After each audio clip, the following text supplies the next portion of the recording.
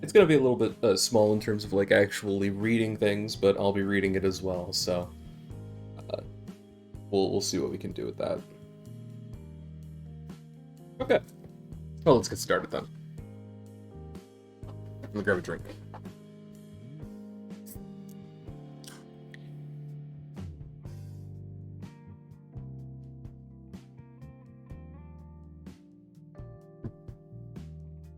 So yesterday, in preparation for a Halo Mythic, like a Halo campaign I want to run with ODST drop troopers and kind of an oxymoron, kind of a self-defeating sentence there. It's like ATM machine, ODST drop troopers. But point is, I was planning on running a Halo Mythic campaign, and I was reading through the rulebook because I hadn't actually done that beforehand, and I wanted to, know the rules, and because I was streaming, I figured I might as well do it on stream.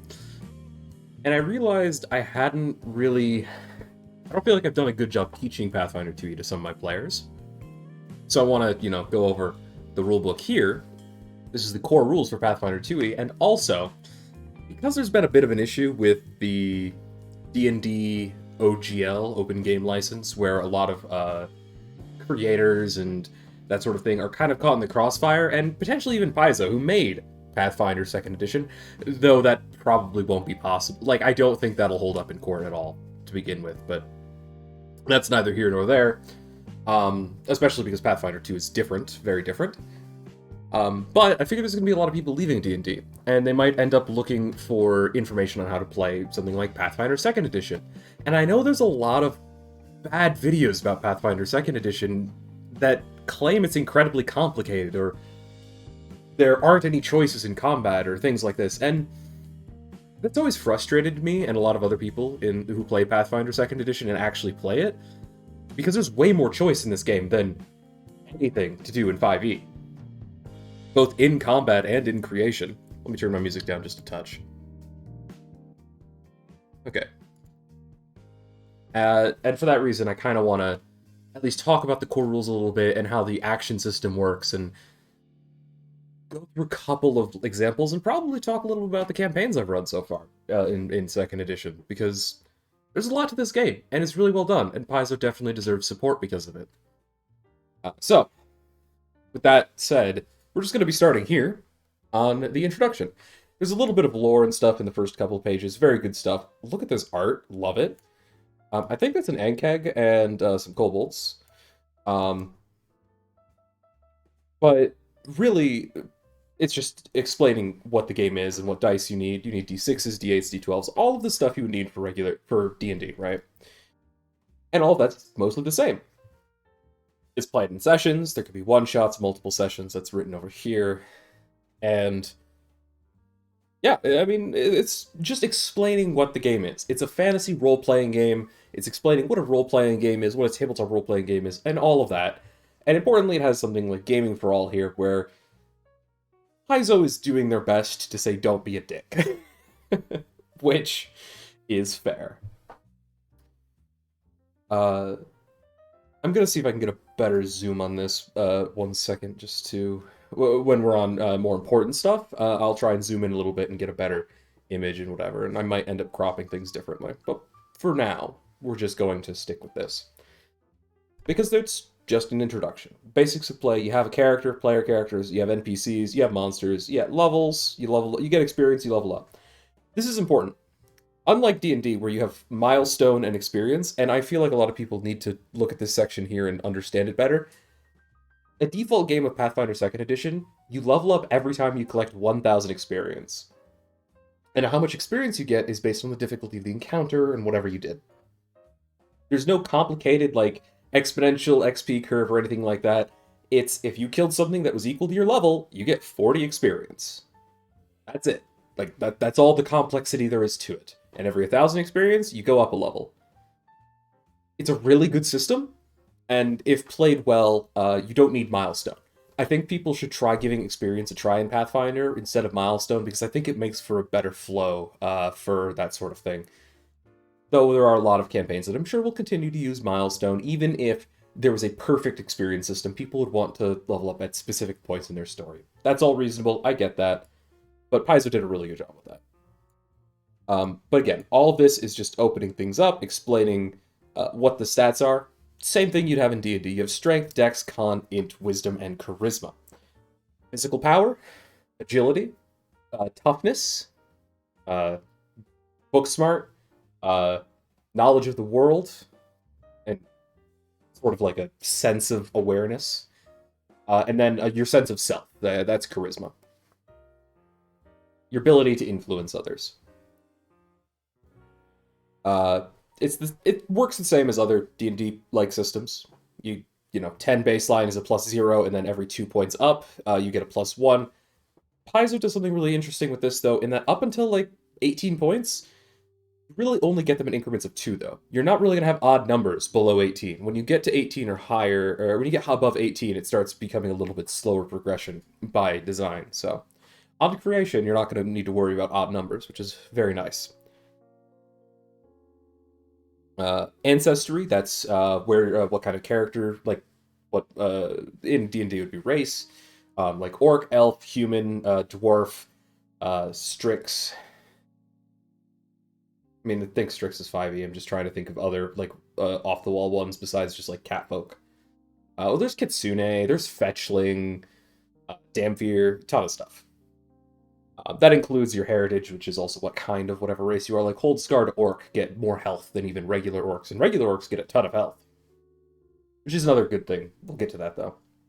Background is your character's job before adventuring, gives you a couple of bonuses, and class is your class. Paizo calls this ABC of character creation, and it's kind of the core of a character when you build a character in Pathfinder 2nd Edition. You pick your ancestry, you pick your background, you pick your class. There you go. And then as you go through those steps, you get ability boosts that you apply and get them as you go. A quick thing that helped me understand ability boosts when I was creating my first characters in Pathfinder 2nd Edition way back is when you finish creating a character, barring rare backgrounds and stuff, and voluntary flaws, which I don't feel like people should use, but barring that sort of thing, you should have a total of 9 points assigned to your stats. And none of them should be higher than a +4, essentially. So, spread out between your 6 stats, you should have 9 points, and usually in your main stat, you should have 4 in that, and then the other 5 can be distributed however you'd like. Generally speaking, if you want a more optimal character. Though, you can get away with having a little bit worse characters, worse, I say, in quotation marks, mechanically speaking, if you want to spread out your stats a little bit more. I wouldn't recommend it if you're new to the game, but if you want to build a character for RP purposes, that works just fine. Let's see. Feats are abilities, and this is where the main breadth of choice comes in on Pathfinder 2nd Edition. In something like 5e, feats are a voluntary rule to begin with, but everybody uses them. But even then, you have to get them instead of an ability score improvement every, like, 4 levels or 5 levels. I can't remember, I haven't played in a while. And it's very slow and it's very limiting, and and it forces you to pick the best options every time. Pathfinder gives you so many feats and upgrades and unique tools and abilities. You often will have picked everything you want and just be picking up things that you don't really care about, but they are neat to have. One of my sorcerers, his name was Trenton.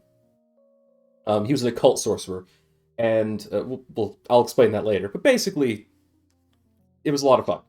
I already had all of the skill feats and such that I wanted way ahead of time. So I started picking up things that I didn't really need, but were just fun. Like fun little niche interactions and stuff. Always fun. You got skills. Skills are more varied and in-depth than just proficient or not. You have multiple levels of training. We'll get to that later. Narrative, this is just talking about how to... the story, right? Playing the game. There are basically 2 or 3 stages of playing the game, depending on how you want to describe it. I think they describe it as 3. And then obviously DCs, you want to just, yeah. Playing the game, you roll a check. They're explaining this here. If you want to like look at it more closely, you can. But the simplest way to explain it is you have a DC, like say a DC 10, and you roll a d20 against that, adding whatever skill or is referenced there. Let's say you're doing athletics. It's a DC 10 athletics. That would be to jump a 10-foot gap. a very easy task for most people. Now, if you get that 10, you can jump 10 feet, easy enough. If you get a 20, that's a critical success, and, you know, jumping isn't a great example for this because really the amount of jump distance that you have long-wise is the result of your check, but yeah, if you were to roll a 1, you would get a critical failure usually, and that would mean you can't jump that 10 feet and you fall. Attacks would make a better example, I think, of critical success and critical failure, but the jump makes for a good point of understanding success and failure baseline.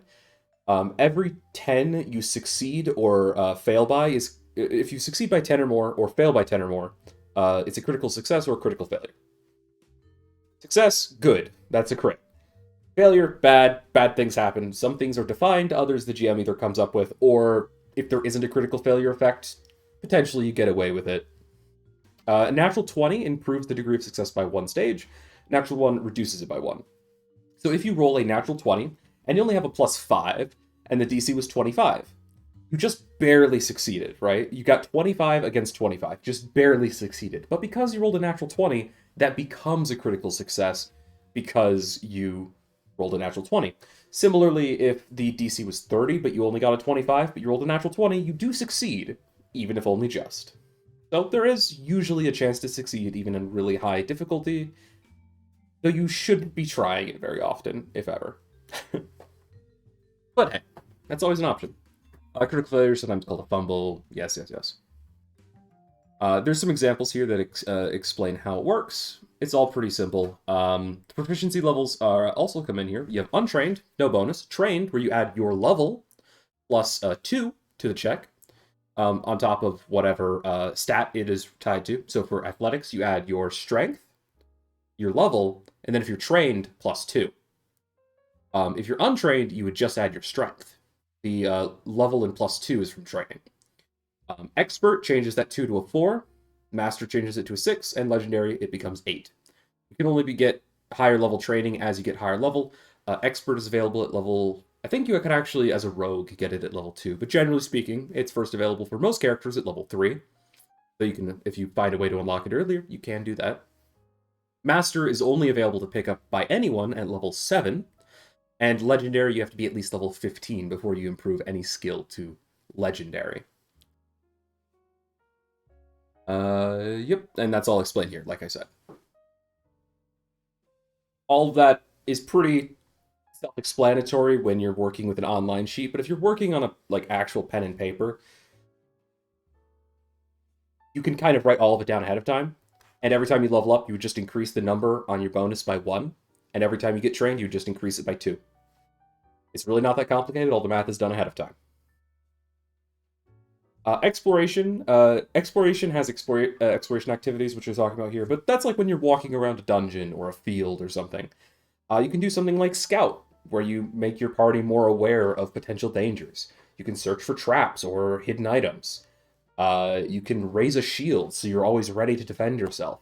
You can be casting a spell where you're just repeatedly casting, say, Detect Magic while walking around, so you can pick up those pings of magic in the vicinity. Useful stuff. Encounters are your standard combat. You roll initiative, d20 plus your perception modifier, which everybody is at least trained in perception. That's not a skill you need to pick up anymore, which is amazing. And perception is based off of wisdom, so you roll a d20 plus your wisdom plus your training in perception and any other bonuses you may or may not have. A fighter gets a thing called Battlefield Surveyor early, which gives them a small bonus to perception specifically for fights. Fun stuff. Anyway. This is all explaining 3 actions, 1 reaction, and 3 actions per turn, and AC and the strike action. Strike is just make an attack with a single action. Most people understand how that works. If you make multiple attacks in a turn, you get a stacking penalty, because it's hard to make a bunch of attacks at once and make them all connect. The default penalty is -5 after your first attack, which is a pretty big penalty. Some classes and archetypes can lower that penalty, but generally speaking, you only want to attack about twice per round, unless you're just fishing for a natural 20 to get a crit. You go against AC, which armor class, how hard it is to hit a thing. Most people's armor class is dependent on a combination of their level, their armor, and their dexterity. And armor and dexterity kind of go hand in hand in terms of like heavier armor, less dexterity, lighter armor, more dexterity. But, you know, it's all over the place. Kind of just whatever your character happens to be good at. Let's see. Multiple attack penalties down here. Then you got saving throws. Saving throws are actually simpler than 5e, for anybody coming from that. So in 5e, you have a saving throw for each stat. In Pathfinder, 2nd edition, and earlier, there are 3 saving throws. One that's based on your constitution, how tough you are, how well you can shrug off poisons. One that's based on your dexterity, how likely you are to avoid that fireball. Your agility, basically. And your wisdom, how well you can keep control of your own mind. Those are the only 3 things, only 3 saves in the game. You will never make a charisma save, you will never make an intelligence save, and you will never make a strength save. Those 3 stats are for what they're labeled to do, not for saving throws. Those are fortitude, reflex, and will, which are based on constitution, dexterity, wisdom. There you go. You have HP. HP I'll talk about at least a little bit later. It seems pretty self-explanatory. It's health points. You run out of health, you go down, get knocked unconscious, get wounded. Not great for you. Don't do that. And then it's talking about downtime.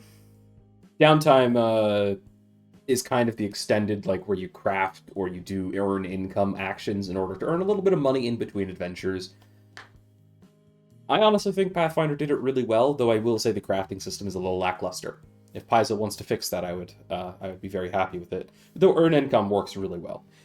Earn income is basically just doing a trade skill to earn a couple pieces of gold, so you can maybe buy an extra potion before you leave. Then there's a bit of an description of all this stuff here about everything has been talked about. Alignment is somewhat important in Pathfinder, though there are variant rules to make it less important.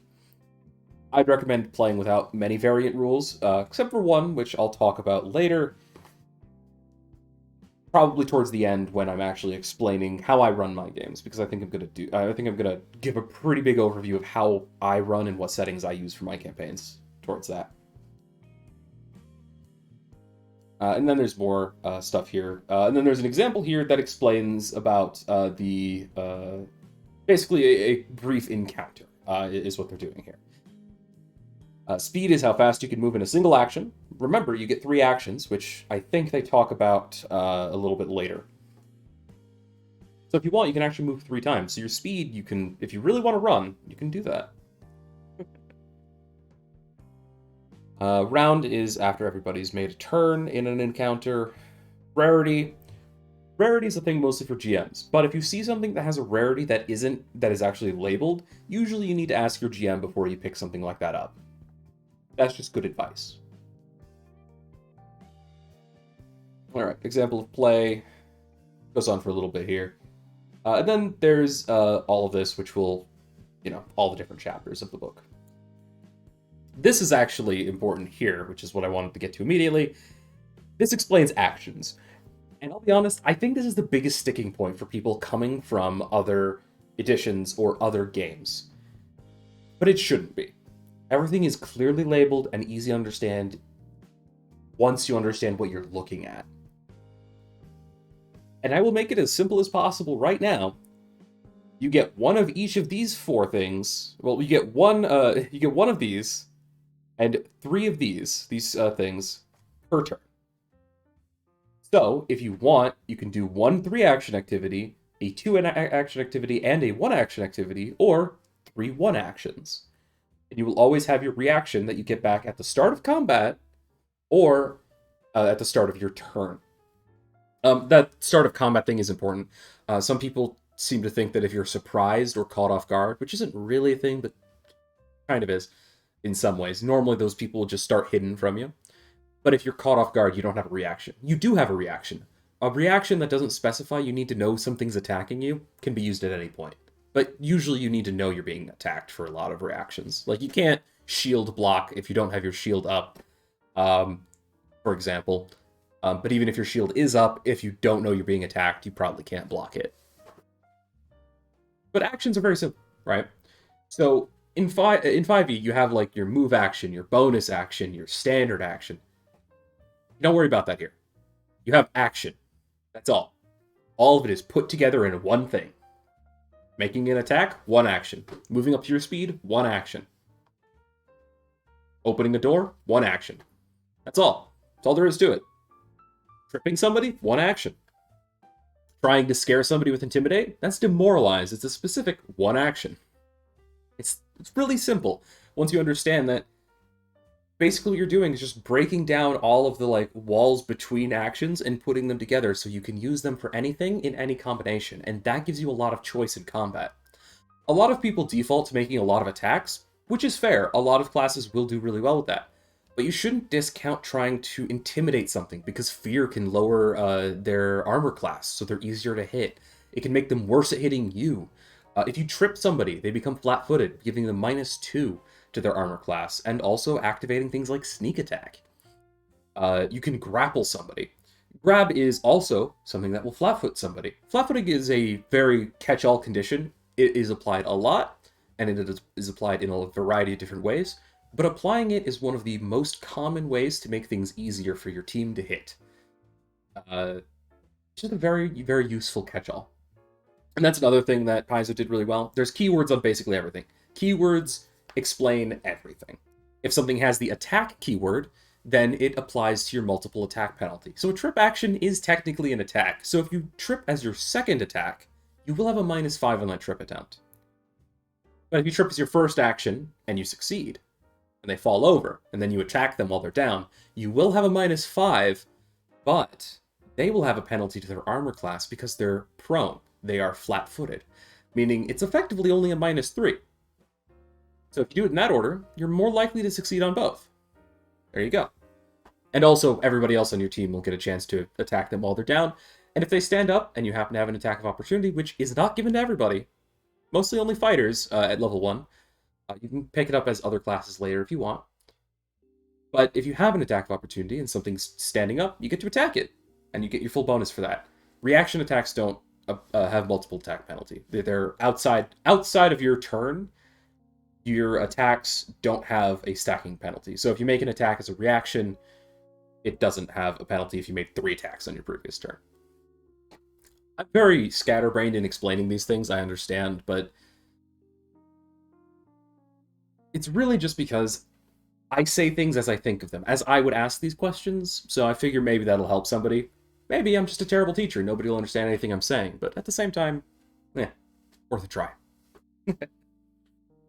Anyway, the actions are explained in more depth here, as well as what activities are and how they work. You cannot split activities, so you can't start a 3-action activity with 1 action and then on your next turn complete it with 2, unless it specifically says so in the description. Some spells let you do that, but that's only because they're 2 sets of 3 actions. So they say the 6-action activity, you can do them as 2 sets because you have to.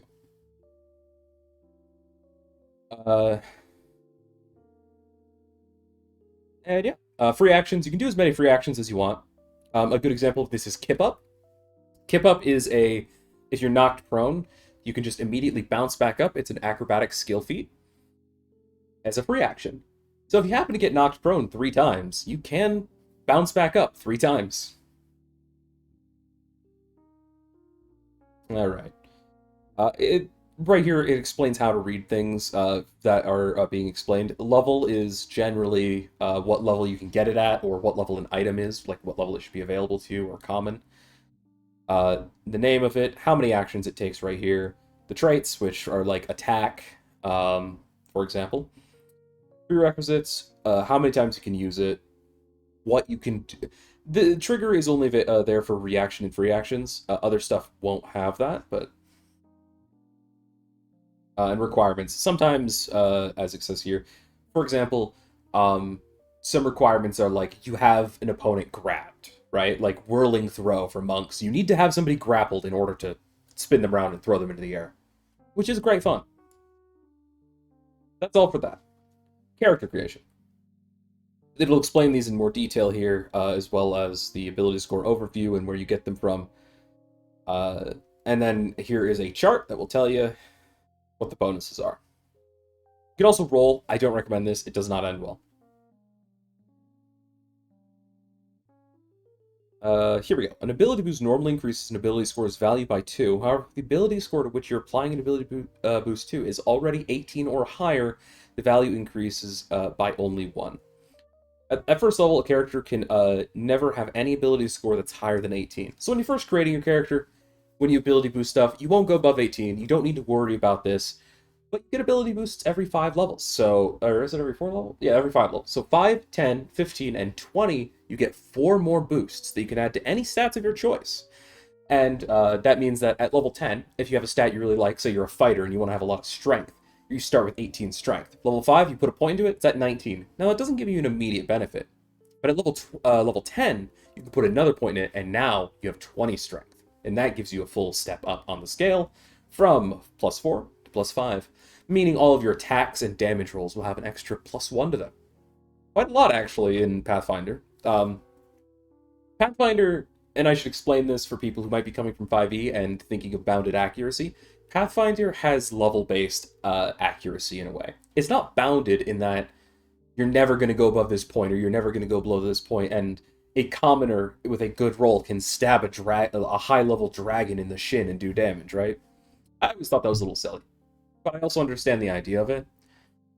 But in order to keep things easier for Pathfinder and better balanced, in my opinion, because you add your level to everything, this means that against something of the same level as you, there basically is bounded accuracy, with a couple of changes here and there depending on stats. But if you're attacking something much lower level than you, you're going to have a much better time. Attacking something higher level than you should try and apply some debuffs first. But that's also why these ability boosts are so important. It explains here how you get ability scores. And right here, yeah. So, ancestry gives you a couple. Usually it gives you 2, but occasionally it will give you 3 and a flaw, depending on what one you pick. A lot of them have locked in 1 score, like orcs are 1 strength boost and 1 free boost. The free boost can go wherever you want, but you always get 1 for strength. I think humans get 2 free ability boosts. And a couple others might as well. And then something like an elf gets, I think, dexterity and intelligence. It could be dexterity and wisdom. I don't have it right here in front of me or off the top of my head. But they might actually get all 3, dexterity, intelligence, and wisdom. But they get a flaw to Constitution, meaning they get -2 to Constitution, but they get 3 boosts elsewhere. So everybody starts with the same numbers, net positive number, but some races, ancestries, as they're called, will have lower bonuses to certain things, or be better suited for certain things. Background gives you 2 boosts. One that is locked in, or one of 2 choices. Martial Disciple, which is like, you were basically training for war. Gives you a choice of strength or dexterity, and then one that is free, one that can go wherever you want. Pretty much every background is like that. One that's within like some bounds of like this or this, and then one that you can put wherever you want. So really, you can have any background you want, and still make it work for any class you want. If you want a Martial Disciple Wizard, you can do that. You'll probably put the first locked boost into dexterity, and then the free one will go into intelligence, because wizards are a main stat of intelligence for their spell casting. Class gives you 1 boost to the most important ability to your class. In most cases, there's a couple of, not really exceptions, but like, you can technically put it into some things for more advanced classes that might not be what you want, and you might want to like change that up, but give you choices. Ranger gives you strength or dexterity. So if you want to play a strength ranger, you can play a strength ranger. If you want to play a dexterity ranger who uses the bow, as most people expect rangers to do, you can put in dex. The strength ranger, melee ranger, is very viable. It works incredibly well. In some cases works better than a fighter for that specific role. And that's something I think is very important to note, is the classes have a lot of variety in how you can play them. You don't need to play them in a certain way. If you can find a lot of support for a lot of different play styles. Play what you think sounds interesting. That's the point of a role-playing game. It's not to make the best character. It's to make a fun character. Anyway, that's everything here. Like I said, you should start with a total of +9, because you get 2 from ancestry, you get 2 from background, you get 1 from class, and then right here, determine scores, you get 4 that you can put wherever you want. Now, in any one step, you can never double up on putting something in one stat. So, for your ancestry, for example, if you're an orc, and you get that strength boost and that free boost, you can't put that free boost in strength. You can't do 2 strength boosts from the same step. So the most you can do is +1 from each of these steps, +4. There you go. Easy enough. So 9 points distributed across 4 steps. Voluntary flaws are explained here as well. Sidebar on page 24, apparently. You take 2 minuses to 2 different stats for a plus in a third stat of your choice. This is so you can have a elf that doesn't have a penalty to Constitution. If you do that, you'll have a total of 8 positive points rather than 9. I wouldn't recommend it for new players or anybody just getting into like tabletop role-playing games or Pathfinder in general. Because if you're going to be doing that, you could also just pick a different ancestry that fits what you want better, usually, and reflavor what it is and make things work better for you. Work with your GM on that. Here's the core ancestries here. Create a concept, it explains things, yes. So these are the core ones here. You have Dwarf, Elf, Gnome, Goblin, Halfling, and Human. There are a ton more that have been added to the game since the release of Pathfinder 2nd Edition. And this is where I'm going to bring this over here. This is Archives of Nethys. Archives of Nethys, which is found at 2e.aonprd.com. That's 2, the number 2, e.aonprd.com. Archives of Nethys has all of the rules for Pathfinder and Pathfinder 2nd Edition and Starfinder compiled on their website for free. You can go here and you can look through the entirety of Pathfinder 2nd Edition rules. And this is the introduction. This is actually the player's guide for new players. If you want a shortened version of what I'm doing right now and you just want to read it, this is basically this. And it's supported by Paizo. Paizo has a partnership with Archives of Nethys so that more people can look at their rules and play the game. Paizo's fantastic. So, if you ever need to look up a rule, use Archives of Nethys. It'll be easier than trying to look through a book, first of all. And secondly, it's officially endorsed. And that also means if you want to play Pathfinder 2 without buying the core rulebook, because you're not sure if you're going to like the system, you can. Let's put that back over here.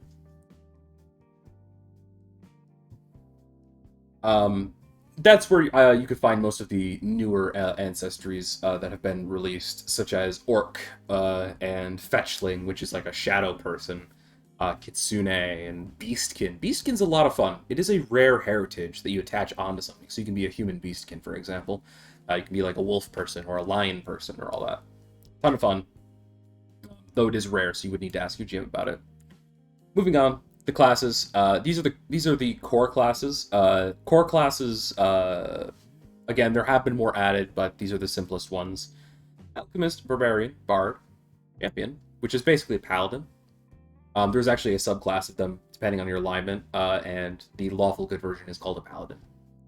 Cleric, Druid, Fighter, Monk, Ranger, Rogue, Sorcerer, and Wizard. And then you have the character sheet here. A lot of people I know don't like this character sheet for some reason. I don't see a problem with it. I never have. I've always liked the colorful style of it.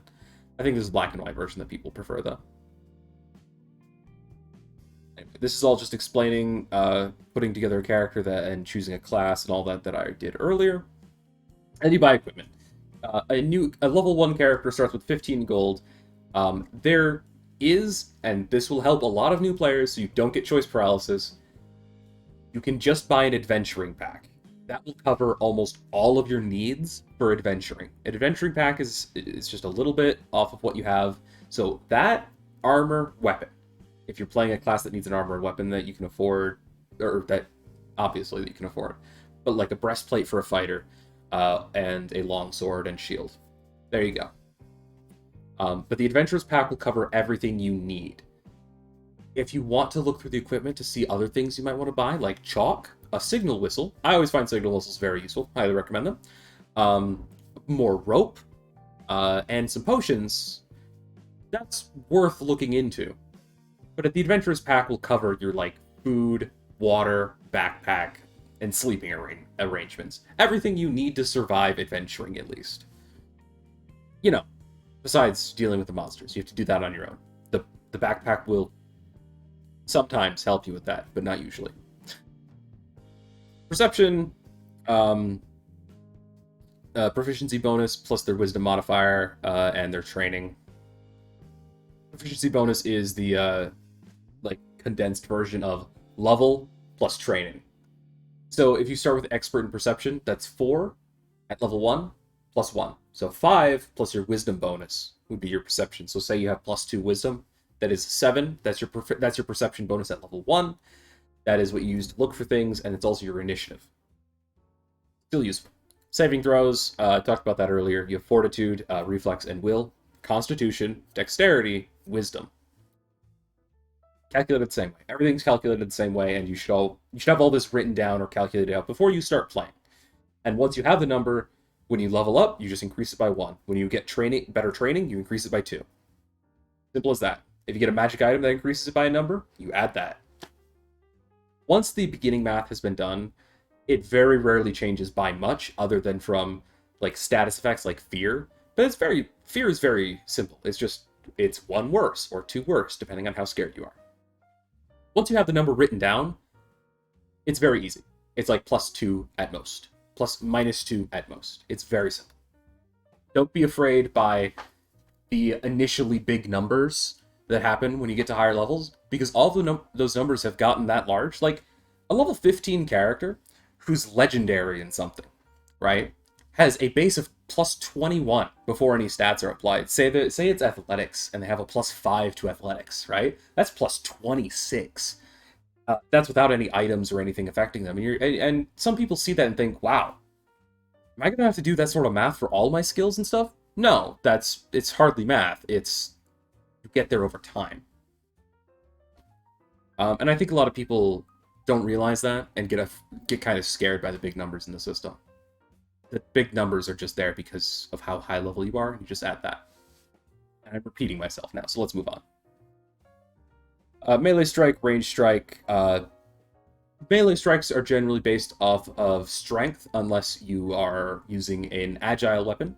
Or not agile, sorry, finesse weapon. Agile gives you it lets you attack more times, more easily. Ranged weapons are based off of dexterity. Simple as that. Spells and spellcasting. Spell attacks are based off of your spellcasting stats. So for sorcerers, that's charisma. For wizards, it's intelligence. And for clerics and druids, it's wisdom. And other classes will tell you what it specifically is, depending on which class it is.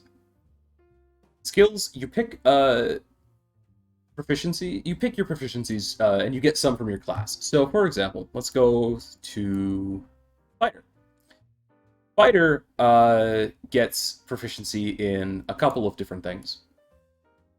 They get proficiency in athletics or acrobatics, I believe. And then I think 4 skills plus their intelligence modifier.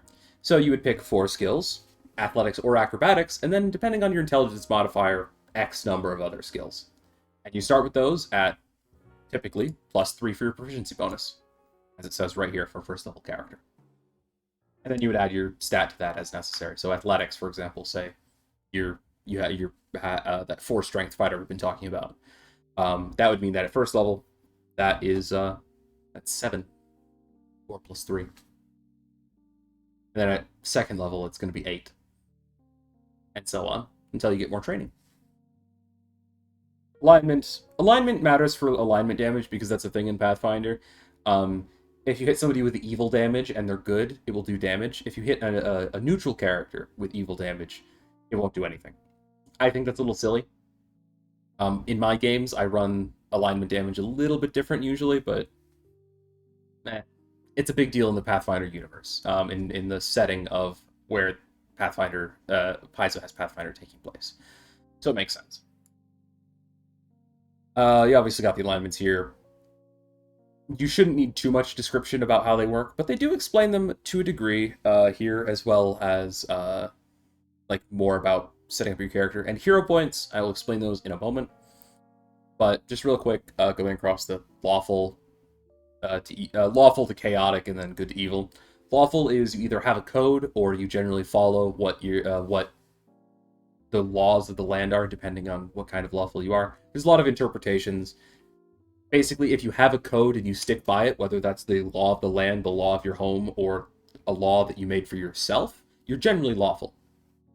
Neutral, kind of, you have a general tendency towards law if you're neutral, usually. So you'll generally follow a code, but you're not afraid to break the code if it means doing something to further whatever goal you have, whether that's good or evil. Chaotic is, you might follow it, you might not, kind of just depends on what you think is best in the situation. Then good to evil. Good is generally selfless and helping. You want people to live their best lives and, help others live their best lives. So a good example is a chaotic good character is going to try and help everybody regardless of what the law says or what their personal code of conduct is. A lawful good character, if, for example, they have a code of conduct where they never, forgive people who, say, steal from the poor, right? And you catch somebody who's stolen from the poor, but they were stealing to feed their own family. You might feel for them, but because you're lawful, and that would be kind of a moral quandary of, lawful good, you'd probably still arrest them and bring them in, because, what they did against your code was, it kind of just outweighs that whole good aspect in a sense. A lot of times, lawful and good can conflict in terms of what if you follow the code or you follow helping people, and helping them live their lives. Evil, on the other hand, which, by the way, I've noticed they've actually flipped these for me. I normally see lawful left to right and good top to bottom, but they actually flipped them, and that's funny, and I didn't even notice that till now. Lawful evil's actually over here. Normally they're flipped. But evil, on the other hand, is selfish. That doesn't mean you hate people and you want the world to burn. It just means you're out for yourself more than anyone else.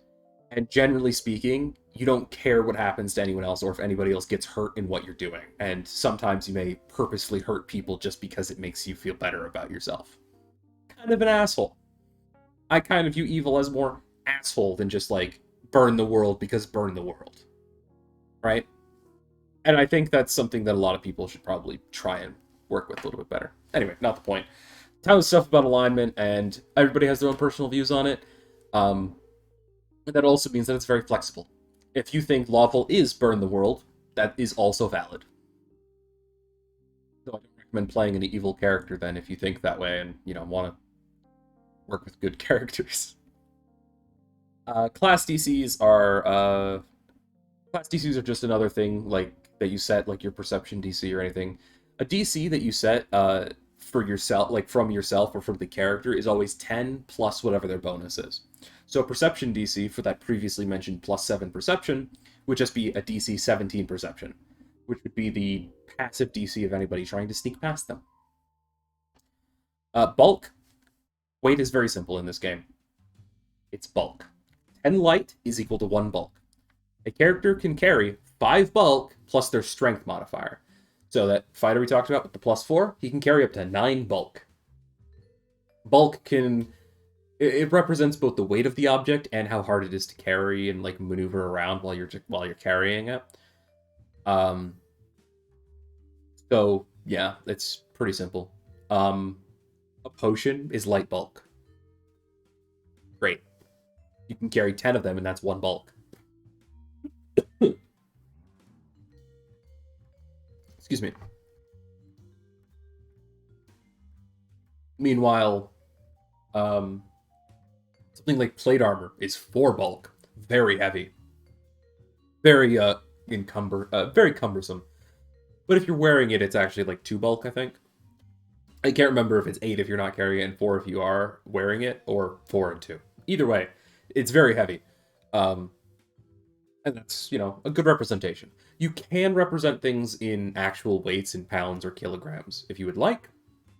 But generally speaking, bulk is the default system because it is much simpler, and you don't need to worry about doing all the tiny little minuscule math of, well, this weighs 3 pounds, and because I was already carrying 140 out of 142 carry weight, I can't pick it up. I mean, light bulk will still do that to you in some cases, but you can generally maneuver around it, and bags of holding are pretty common. Get a bag of holding, they're great. Moving on. This is explaining, this is an example of building a character. Good stuff. Leveling up. When you level up, there's a checklist right here. Great stuff. I love that this is here. It makes it really easy. You increase your level by 1, subtract 1,000 from your experience. Great.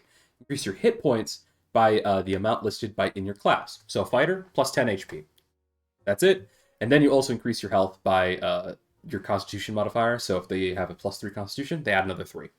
And then if you have the toughness, the toughness feat. Toughness gives you extra HP per level. We'll ignore that for now. Basically, fighter, 10, constitution plus 3, 10 plus 3, 13 health. Add it on your regular health. There you go. Move on. Class features from your class advancement table. There's actually an entire table. It will tell you what you get each level, and you can just look it up right there. Great stuff. It will also tell you when you get feats, which you also get on leveling up. We'll get back to that later. And yeah, add spells if you have spell casting. Increase all your proficiency bonuses by 1. This is the important one here. When you level up, and this is why I prefer playing digitally for this sort of thing, but, you know, whatever. When you level up, if you're trained in, like, 5 skills, each of those skills goes up by 1 point. Done. And then you just, you know, make sure you check your bonuses from leveling up and all that. Yep. Oh, this is also really nice. Ancestry entries for hit points. I didn't talk about this when I was explaining picking an ancestry, but each ancestry actually comes with a set amount of bonus hit points. So, I think Dwarf right here actually will explain it for me. Yeah, here we go. Here, right here. Hit points 10. So when you create a Dwarf, ignoring the health you get from your class and your constitution, you have 10 hit points to start with already. And that's pretty important. This means that at level 1, a dwarf fighter will have 20 plus their constitution bonus of in HP. I cannot express how good this is for low-level play. I personally still prefer starting at level 3 a lot of times, but for low-level play, having more than just the 5 to 10 hit points that you get from level 1 in something like D&D is so nice. It's such a good buffer. I love it. Anyway, this is also a good example of ability boosts and flaws, and also base movement speed of 20. Most races have a base movement speed of 25, but dwarves have 20, elves have 30. And that's per action, remember. So if you want, as a dwarf, to move 40 feet, you can use 2 actions to move 40 feet, or anywhere between 20 and 40. Otherwise, you'd probably just use 1 action to move 20, or up to 20 anyway. So, dwarves get a buff to Constitution, Wisdom, and 1 free buff, but they lose Charisma when you create a dwarf. And then there's Heritages, which add other bonuses to them. Strong Blood Dwarf is a good example here. It gives you poison resistance equal to half your level. So, at level 1, you're just slightly more resistant to poison. Anytime you take poison damage, you reduce it by 1. Level 10, you reduce it by 5. Easy. Then you have Ancestry feats. Ancestry feats, you get 1 at first level, and then I think it's every 2 levels afterwards or something like that. I don't remember. It's right here. Yeah, every 4 levels. So you get 1 at first, 1 at 5th, 9th, 13th, and 17th. Because you get 1 at first level, you could pick one of these as a dwarf. Like Unburdened Iron. You can ignore the penalty to your speed from wearing heavy armor. So that dwarf fighter I've been talking about doesn't need to worry about lowering their speed from 20 feet to like 15 feet if they were wearing heavy armor. You also get a bonus against other penalties that you might have to your speed. You get to ignore those a little bit better. Very nice. Good stuff. And then, it'll talk... this section is mostly going to be the core ancestries. And then also higher level feats will be here and all that. There's a lot more feats and options that have come out since the release of Pathfinder 2nd Edition. As I mentioned, Archives of Nethys will have all of that compiled, more than just the core rulebook. Great website. Anyway, elves. Elves are their own thing. See here, you have 30. You only have 6 hit points if you start as an elf as a bonus, so that if you were to make an elf fighter instead of the dwarf fighter, you would start with not only 6 hit points, but a flaw in constitution. Meaning you start with even less HP, and it's harder to get more HP, because constitution gives you a bonus to your HP per level. Moving on. Gnomes. Gnomes are cool. Gnomes get 8 hit points per level and a flaw in strength. Or let me go back actually to elves real quick. You'll also see their speed is 30 feet. Dexterity, intelligence, and free. That was it. I thought I said, I couldn't remember if it was intelligence or wisdom. I think I said it wrong, because everybody gets a free boost. So they get dexterity, intelligence, a free one, and lose constitution. They also learn Elven for free. And have low light vision and all that. Dwarves, I believe, let me go back to them real quick. Yeah, they know Dwarven and have dark vision. Dark vision is better than low light vision. But there's basically 3 stages of that, and that's really for lighting problems and all that, which do come up, but you shouldn't pick your ancestry based on how well they can see in the dark. That's a little silly. Everybody, I believe, can get dark vision one way or another pretty quick. Anyway, gnomes, they're cool. Gnomes are actually fun because you can start with a casting ability. Arcane, Divine, Occult. They don't get Primal. I think, do they have it somewhere else? Nah, it doesn't matter. It's over here. The spell list in this game, barring further expansions that have split things up into different paths and styles and stuff like Elementalist, there are 4 spell lists in this game. So you don't have like a Sorcerer spell list, you don't have a Bard spell list, no, much simpler. You have Arcane, you have Occult, you have Primal, and you have Divine. Now, it's pretty simple to explain where each of those come from, except for Occult, but we'll talk about that one last for that reason. Arcane, that's your classic wizard in a tower.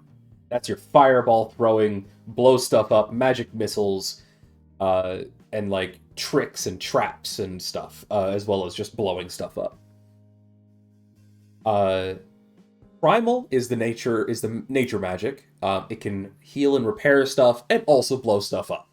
Blowing stuff up is fun. Divine gets less blowing stuff up. Very few attack spells in the Divine spell list, unless you're specifically targeting undeads or fiends.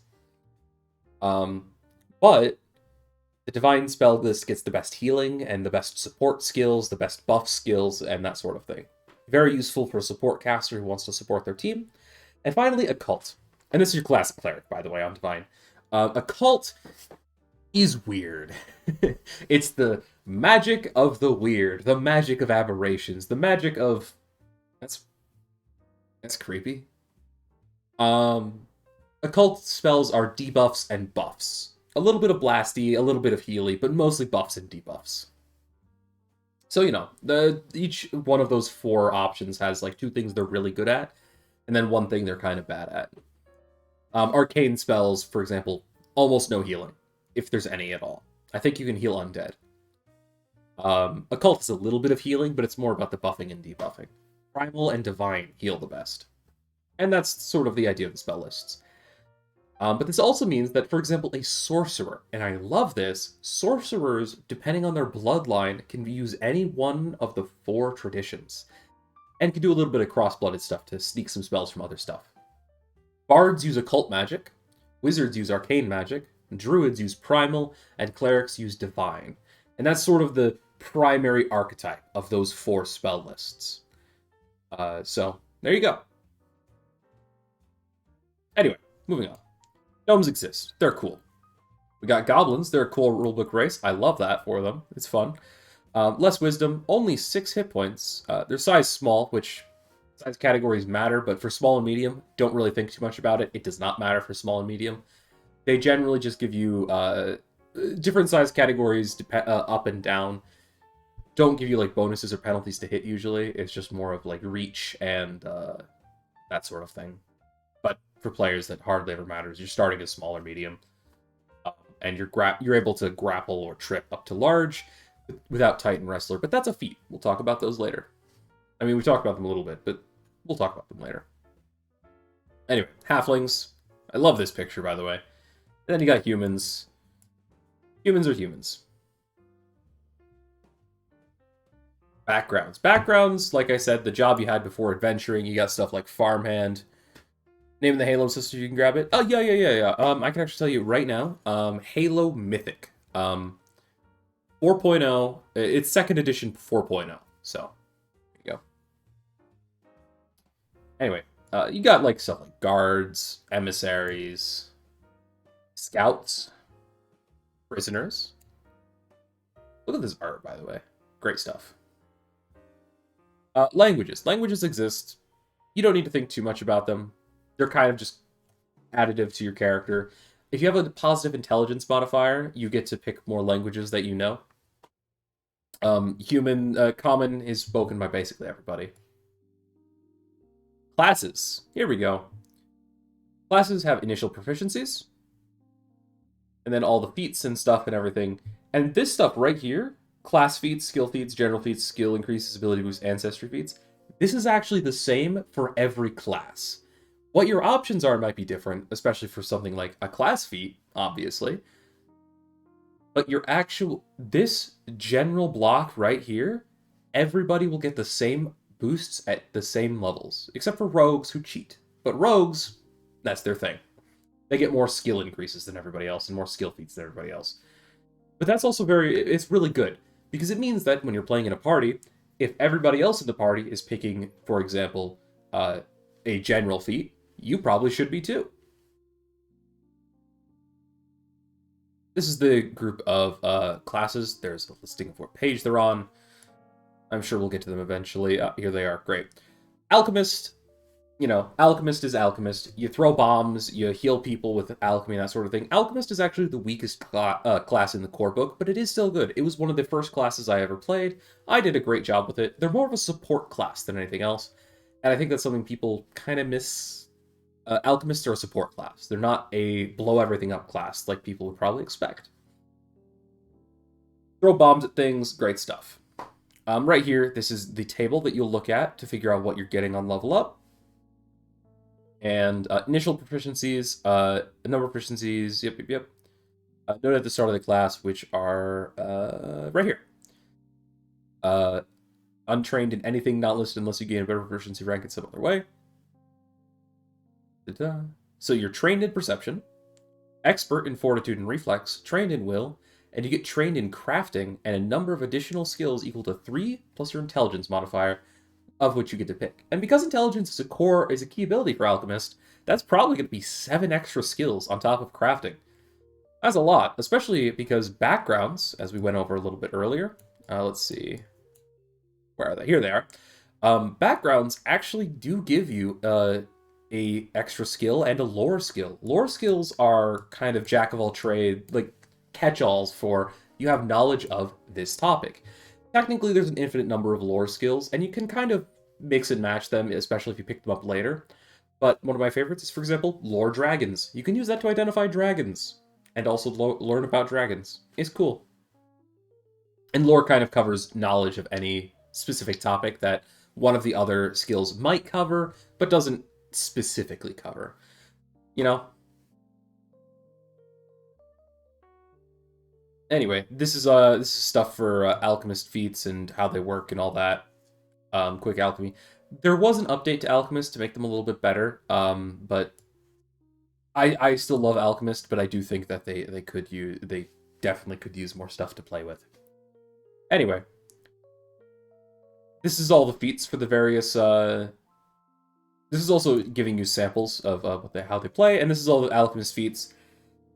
Again, feats. Go back to this table right here. This table right here. You get a class feat for an Alchemist at level 1, level 2, level 4, level 6, and every 2 levels thereon, right? Some classes get one at level 1. Not every class does. It's mostly just the Marshals and Alchemists that do. But at second level and every 2 levels after that, you get a class feat that you basically pick from these lists here, and, well, you can kind of just figure out what you want as you go. Calculated Splash, for example, you look at that and you're like, well, when I throw a bomb, I want to do more damage because intelligence modifier extra damage? That sounds like a good deal. There you go. Now you can throw better bombs. Good stuff. And then, of course, you can look around the other stuff and figure out what you actually want to take and whatever. I think a lot of people look at this and get kind of choice paralysis, but if you look at it on a level per level basis and you just think, I get to pick one of these things at this level, it becomes a lot easier. It's more of a build your own class style. And if you want, you can, if you say don't want anything from level 12, you just think these are just not great. You could actually pick anything from a lower level as well. If you think about it like that, I think the choice paralysis gets a little bit lower. Yep. Barbarian. Barbarian's not much of a tank, actually. They can be, because they have the best hit points, but Barbarian is actually all about doing the most damage per hit that you can. So, if you want to hit things really hard one time, pick Barbarian. They get Barbarian Instincts. Barbarian Instincts determine kind of what kind of Barbarian you are. If you're an animal Barbarian, for example, you get some like animal unarmed attacks. But if you hurt animals unnecessarily, you lose your Barbarian powers. Dragon Barbarians get like dragon powers, but depending on if they hate the dragon or love the type of dragon, they could lose their powers if they do something against, like, if they hate a dragon and they like make a deal with that kind of dragon. And they pick a color, right? So say they hate red dragons, but they make a deal with a red dragon, they would end up losing their power. But if they loved a red dragon, they would keep their powers. If they hated a red dragon and just wanted to kill it, that's okay, as long as they hate that dragon. So yeah, you pick a instinct, you get an anathema, you get benefits. Don't do your anathema, enjoy your powers. Cool stuff. Fury, actually, right here. Fury is the weakest of the instincts, but it doesn't have an anathema, so you can never do anything to lose lose your powers. You're just angry. And that's why it's the weakest, because it doesn't have any drawbacks. But it is very easy to use. Anyway, bards. They're a support class. They have a lot of really interesting and complicated support features. I've never played one. I've looked into them. Very fascinating. Very, very cool. But because they're a little bit complicated, I wouldn't recommend them entirely for new players. But if you kind of take your time and you read through it, I'm sure you'll understand it. This is our first spellcaster, though. So I will mention this very briefly.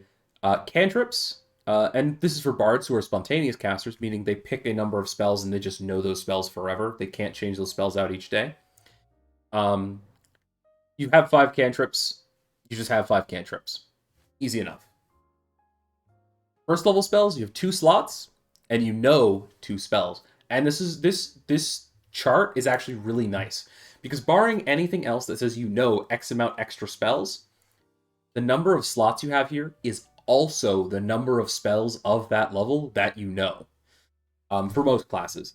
For something like a summoner or a magus, which are advanced classes, not in the core book, they're a little bit different. And for a wizard with a spell book, and this is for spontaneous casters, I should mention. For non-spontaneous casters, prepared casters, we will talk about them when we get to them, which I believe will be next with the Cleric. But for spontaneous casters, this number is the number of spells you know, and the number of spells you can cast per day. If you want to cast 2 of the same spell per day, you can do that. If you want to cast 1 of each of your spells, you can. That easy. That also means that as you level up, for example, at first, when you level up one more time, you get a 3rd level thing here. You can cast... You learn a new spell, and then you have 3 slots. Something important is signature spells with spontaneous casters. Spontaneous casters have to know a spell at whatever spell level they're casting it from. So if you, for example, know Magic Missile, but you only know it at 1st level, you cannot cast it as a 3rd level spell, even if you have 3rd level slots, because you only know the 1st level version, unless it's a signature spell. If you pick it as your signature spell, you can cast it at any spell level you want, but you only get 1 signature spell per spell level. So you get 1 first, 1 second, 1 third, and so on, and you get to pick that when you unlock that level of spell. You can also change your signature spell every time you level up. So if you decide, I don't actually like Magic Missile as my first level signature spell, I would rather have Fear as my signature spell. You can trade that next time you level up, or with a week of retraining, because retraining is great. Retraining is you spend a week or more, sometimes more, downtime, and you just get to switch a pick you made during your creation or class building. It's that easy. A single week of downtime, and you should get like a couple months of downtime between big adventures. So if you find that you really don't like something, you can always change it out in Pathfinder. Don't be afraid to experiment with new stuff, or see if something might be better than you're giving it credit for. You can always switch it out later if you're wrong. Anyway, moving on. Champion. They're actually next. So Champion is Paladin. There are 3 different ones in the core book here, and you'll notice there's the Tenets of Good over here. Basically, don't be evil. And you get to keep your champion powers. You pick a deity that you worship, and then, all of your stuff that you get is explained here. I haven't really played a champion, but, you get some good stuff.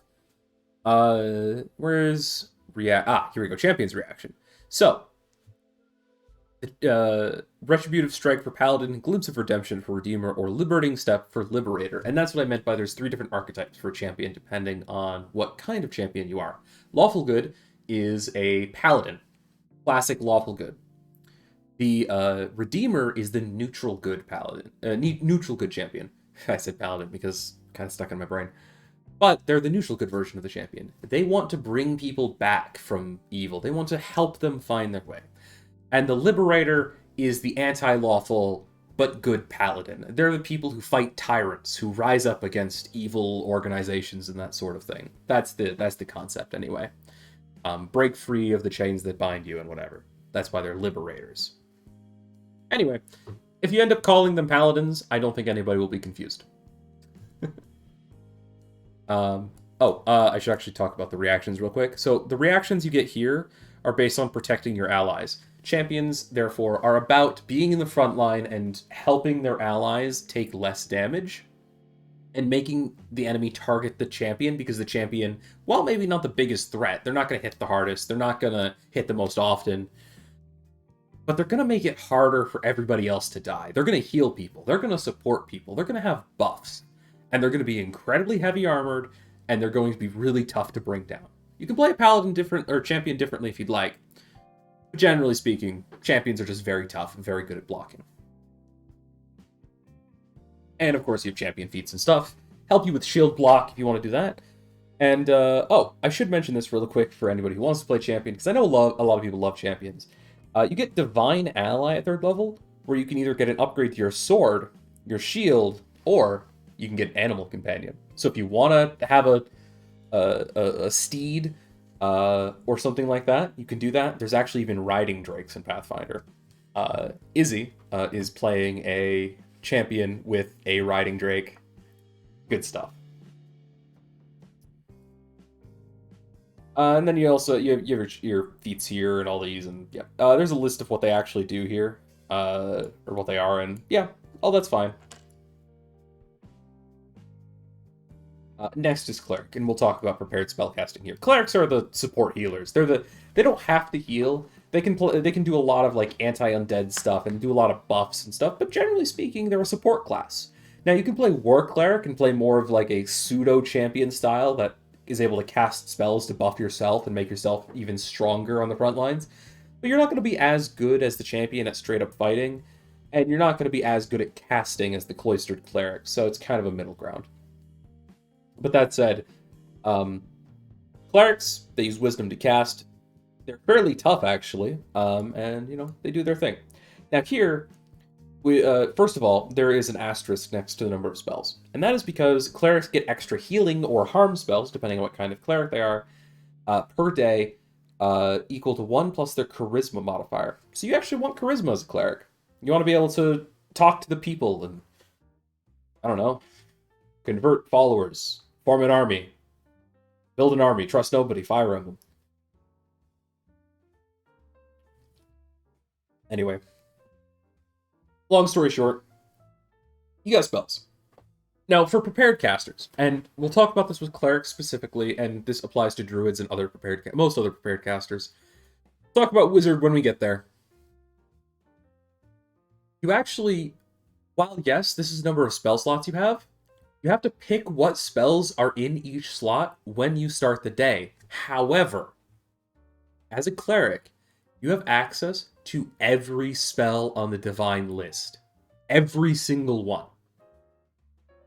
I often see a lot of people complain about Vancian casting because you have to prepare what slots you have per day. Like, for example, if you prepare Bless and Bane, right? You prepare Bless and Bane because those are two pretty generically useful combat spells. But you never have a combat, and you would have rather had a spell that was better in a social encounter. You're like, man, I wish I could have, like picked like, or let me make a better example than that. Let's say you prepare Bless, and let's find a good cleric spell that I can explain. Bless is basically an AoE buff spell, right? Simple enough. It buffs people. Let's see. Oh, I know. Detect alignment. Let's say you prepared to detect alignment, right? But you ended up needing 2 detect alignments that day because you had 2 people you wanted to, see if maybe they were hiding being evil. But you only get to cast it once. I see a lot of people complain about that sort of thing because they think, well, yeah, but like the sorcerer, if they had detect alignment, could just cast it twice. But yeah, that's the benefit of a sorcerer or a spontaneous caster. Um, Whereas the prepared caster gets the benefit of not having a limited selection of spells. They have every spell, any spell they could possibly want. So, yeah, the sorcerer might be able to adapt as the day goes on, but the cleric can figure out what they are going into and have the perfect tool if it's available to them at all times. And that is an incredibly useful skill to have. It's a little more complicated for new players, so prepared casters are a little bit difficult, but all the same, very, very good.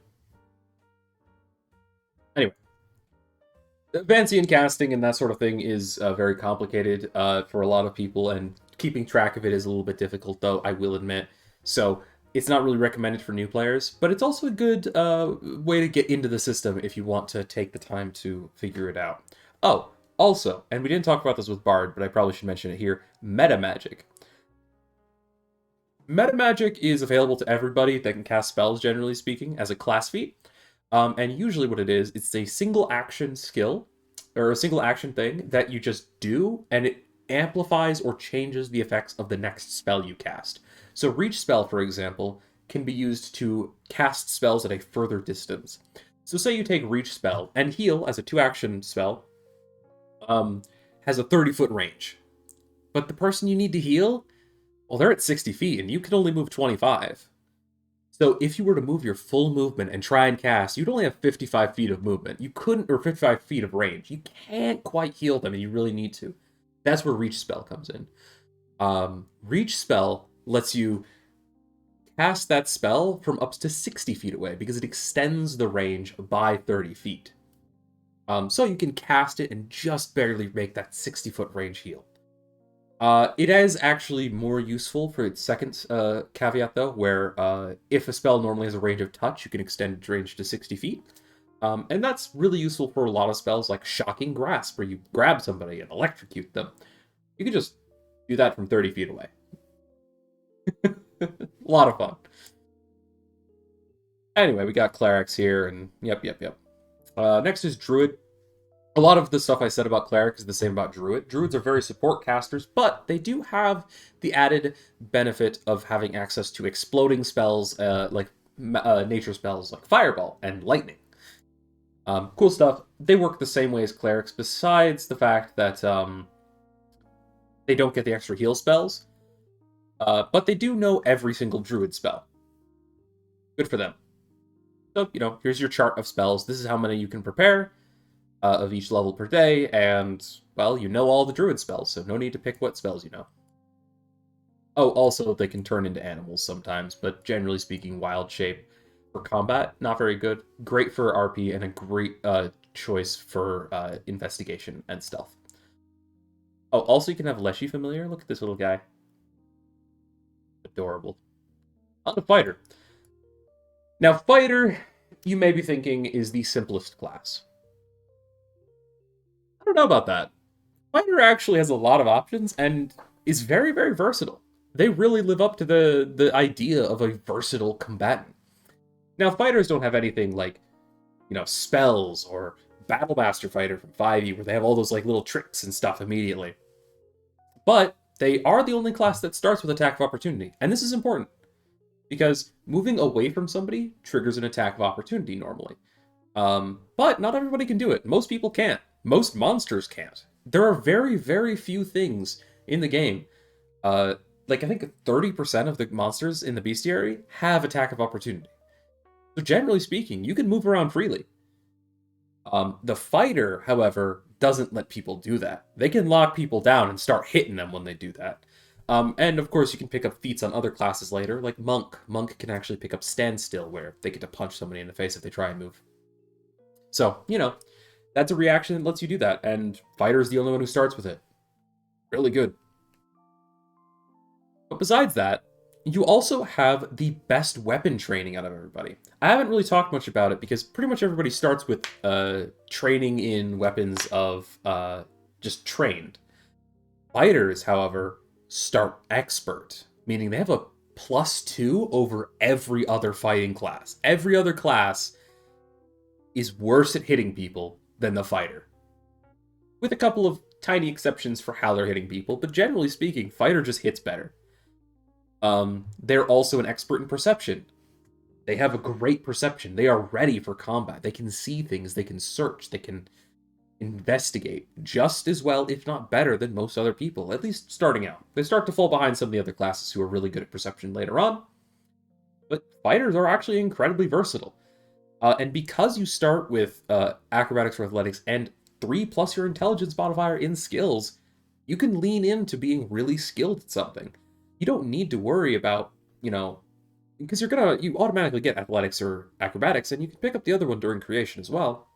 So you can lean into a fighter who is really good at diplomacy, or a fighter who knows a lot about nature, or a fighter who has been working in high society and therefore has not a lot of knowledge about society and the occult.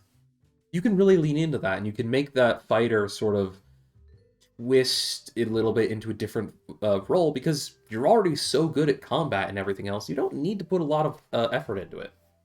They also get some other cool stuff like bravery. They're just better against fear, and they have really good saves. Very, very solid. Yeah. Fighter feats also, there's a lot of them here. I will give you the basic overview of how fighter feats work. You kind of pick a fighting style, and you run with that based on feat trees and that sort of thing. But fighters have a lot of options. Double slice, two-handed fighter, or sword and board. You can actually double slice with a shield and a sword. You bash and then you cut. Exacting strike. Exacting strike has the press tag on it, which you'll see over here. It means you can only do that if you already have a multiple attack penalty. So you do an exacting strike as your second attack in a turn. But if that attack misses, you don't get a further multiple attack penalty. So if you attack and then you exacting strike and you miss, you can make a third attack at your second attack's multiple attack penalty. I don't find that very useful, but hey, it is an option. And of course you have things like point blank shot, power attack, and like reactive shield to like bring your shield up to block. And sudden charge. Sudden charge lets you move twice. It's a 2-action ability, you'll see it. So you move twice, that's the 2 actions, but you also get to make an attack. And that's something that's very important about fighter, is you get a lot of feats and options that give you better action economy. So you can do 3 actions for 2. Which, over here at Knockdown is one of my favorites for this reason, because while a fighter is very much fight man, stab man, go at them and, get into a nice brawl man, the way you do it matters a lot, because you have a lot of options, you have a lot of different actions you can take, and a lot of different ways to get into that fight. Do you fight with a polearm? Do you fight with a ranged weapon? Do you shoot somebody and then stab them with a sword? There's a lot of different options. Because not just gunslingers, which is a class available if you want to just play with guns, not just gunslingers can use guns. Fighters can use guns just as good as a gunslinger in combat. Anyway, knockdown. If you hit with a strike, you can then immediately make an athletics check to trip them.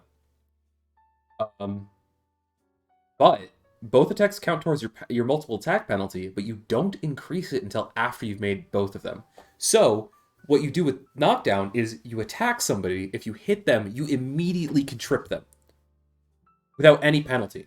Normally you would be at a -5, but with knockdown, you don't care.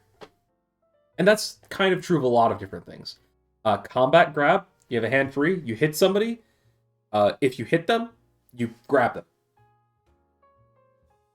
That's a theme among fighters, and it really depends on what kind of fighter you want to play, and what kind of like fighting style you do. Like, do you fight with a hand free? Do you fight with a shield, a two-handed weapon? You know, that sort of thing. There are so many options, and you can actually, because fighters get this nice little thing called combat flexibility, where you can actually just choose a feat of 8th level or lower once you reach level 9. At the start of the day, you have that feat until the next day. So, because of that, something like knockdown, if you feel you'll need knockdown for the day and you're 9th level, you could just be like, you know what? I know knockdown today. If you think you need like lunge, you can decide that you know lunge for that day instead, because you're fighting a lot of things that have a lot of range, so you want to be able to poke them from out of their reach, you know? And all of this is to say, don't underestimate the fighter. I know a lot of people do, and this is kind of where I wanted to talk about this, because there are a lot of creators in the past from D&D 5e who have said that Pathfinder 2nd Edition has an illusion of choice, and that there is always a best option in every situation. That is not true. There is a lot of choice, a lot of options, and it's never clear which one is going to give you the best result, because it's a dice game at the end of the day. Sometimes going for that trip attempt will win you the fight because you followed it up with an attack that hit, and everybody else was able to get the flat-footed bonus as well, and they hit because of it. Other times, you'll miss that trip attempt, but you would have hit if you made an attack because your trip was just a little bit worse than your attack, or their defense was just a little bit better. And so you feel like you wasted that action. You didn't really, but it's a dice game, you know? It's never clear what the best option is going to be. So, number one, pick something that is going to be fun, regardless of if you pass or fail. And two, don't get caught into the trap of thinking that what you're doing every turn is always going to be the best choice.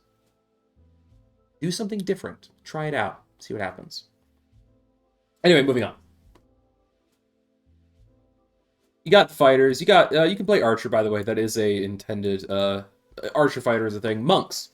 Monks have the best saving throws out of all the martial classes. I'm not going to spend too long here because monks fight with their hands and fists, or hands and feet, and also like can go into weapons, specific monk weapons if they want. But we've kind of talked about how martials and casters already work. You can play a strength monk or a dex monk. If you play dex, you're going to be hitting a little bit lighter, but you're going to have better AC. You play a strength monk, you're either going to be slower if you go mountain stance, or you're going to be a little bit squishier to attacks. Monks have the best saving throws, though, because they start expert in all of them and get to increase whatever one they want. It's a build your own defense. Very nice, very cool. They're also very fast, because at 3rd level, only 3rd level, you get plus 10-foot status bonus to your speed whenever you're not wearing armor. And that goes up by 5 for every 4 levels you have beyond 3rd. And considering the base movement speed of a dwarf is 20, 3rd level monk, like a 3rd level monk, a dwarf monk, just begins moving 50% faster than every other dwarf. That's a huge, huge speed up. Moving on. Oh, you also have stances as monk. I'll talk about this briefly. Stances are things that you spend one action to activate, and they're active for that combat, and only that combat. And they give you various benefits, like Crane Stance gives you a bonus to AC, and change the way you fight. This Crane Stance gives you a specific type of attack. It's a D6 bludgeoning damage attack. And there you go. Crane Wings. And then Dragon Stance gives you a D10 bludgeoning attack, but doesn't give you that extra AC, for example. So, it's what stance you want to pick kind of depends on what kind of monk you're playing. Anyway. Mountain Stance gives you AC, but also makes it so you don't get a dex bonus to AC, so this is for a strength monk. You can deflect arrows. I love that. Oh, monks also have Flurry of Blows. I didn't talk much about that. Flurry of Blows is a thing that all monks get. Monks get to attack a ton, 2 unarmored attacks, uh, but you apply your multiple attack penalty to both as normal. So it's basically just 2 attacks for 1 action, 2 completely normal attacks. It's still very good though, because again, action economy is very important in 2nd edition. Pathfinder 2nd edition, I would recommend keeping an eye on it. Rangers. Rangers have a core class concept called Hunt Prey. It's right over here. And Hunter's Edge, which gives them bonuses to whatever they're hunting, depending on what they picked. Hunt Prey is pretty simple. You pick a thing as 1 action, and you decide that's what your target is. You're better at tracking it, you're better at hunting it. You can also, like, I think it's deception. I don't know. There's something else in there, but you can only have 1 hunted prey at a time. Hunter's Edge determines how you fight. Outwit gives you outwit. It gives you bonus to deception and stuff, as well as AC against your prey. So you're more defensive a fighter. You can avoid the attacks of whatever you're hunting. Precision, you do more damage on your first attack every round against your hunted prey. Solid pick all around. And Flurry, Flurry gives you a lowered multiple attack penalty. So instead of a -5, you have a -3 or -2 with an agile weapon. So if you make 4 attacks somehow with a agile Flurry Ranger, you're only going to have you're going to have a -0 attack, a -2 attack, and then 2 -4 attacks. Whereas the fighter, who attacked once and then a second time at a -5, is already hitting worse than you on that second attack. So Ranger is a little bit, well, actually, I guess they're hitting just technically slightly better because they're +2, but whatever. Point is that while fighter hits better in general, and remember, and this is something I should have mentioned earlier as well, remember crits. Landing a critical hit isn't just a natural 20.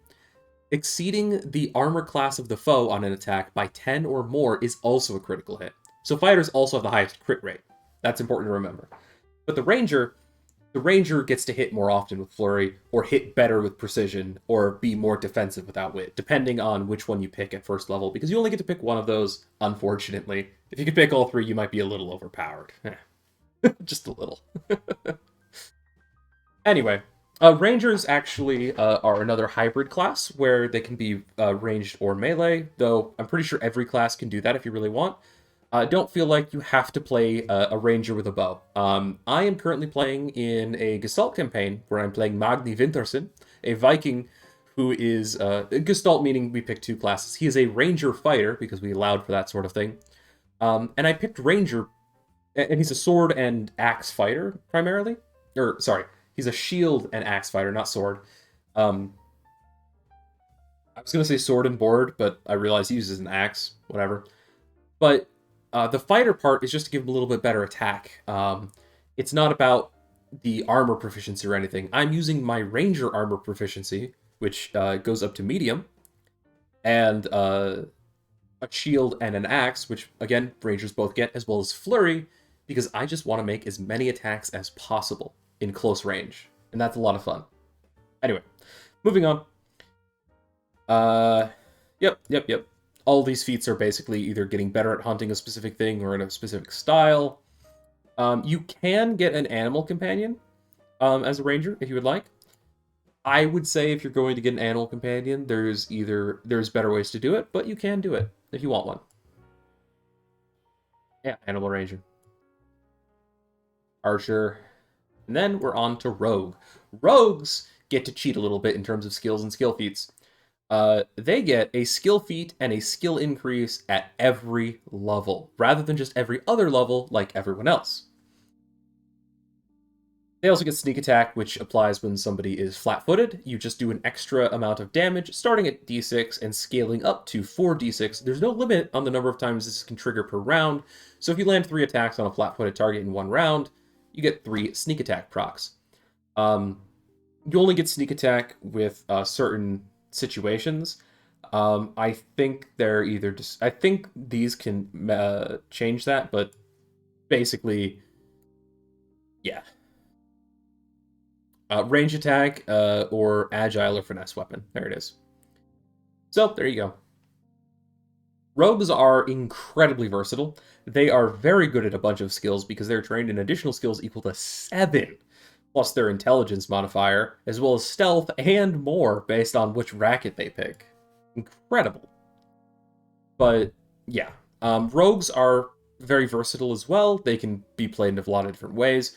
They're usually, and probably the most common and easiest way to play rogue, is as a sort of backup fighter, in terms of not like backup as in if the fighter has a problem, the rogue does it. No, it's more of they wait for the fight to begin and then they run in and start doing as much damage as possible as quickly as possible. They're not great at defense, but they do have a good offense and are really good at being a support character in melee. They also have a lot of skills, so they're going to know things, they're going to be able to open doors, they're going to be able to search for traps and do a lot of stuff during exploration. Rogues are amazing for the exploration part of the game, and a good thing to have in the combat part of the game too, because again, really high sneak attack damage if you can land it. If you have people supporting you with it, then you're gonna have a ton of fun doing a ton of damage as a rogue. It's great. And depending on what kind of rogue you play, there's different ways to play it. Ruffian is a strength rogue, which is pretty interesting, and I mean, I can't turn down strength rogue. Sorcerer. Sorcerer is my personal favorite class in every game ever. I love being a magical creature.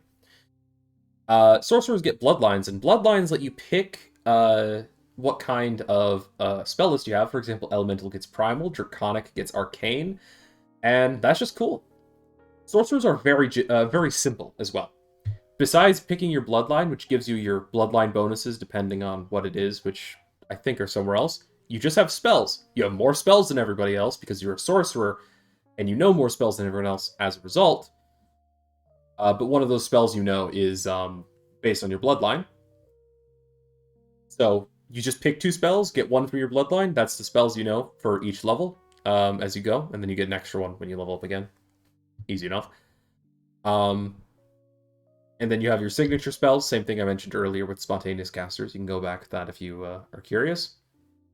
But that's all there is to sorcerers in terms of base class stuff. It is just this bloodline stuff, right?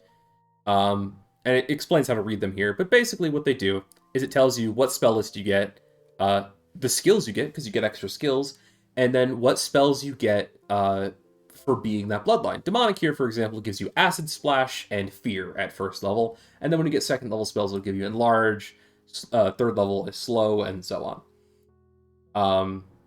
Draconic has always been my favorite, but what's important here, because these kind of clipped over to the next page, I'll explain it using Draconic instead.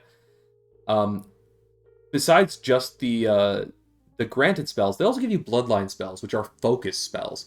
Focus spells, I haven't talked about a ton because they're not really a core part of many classes, but they are for sorcerers. You start with your first bloodline spell, and focus spells work like this. You have a focus point.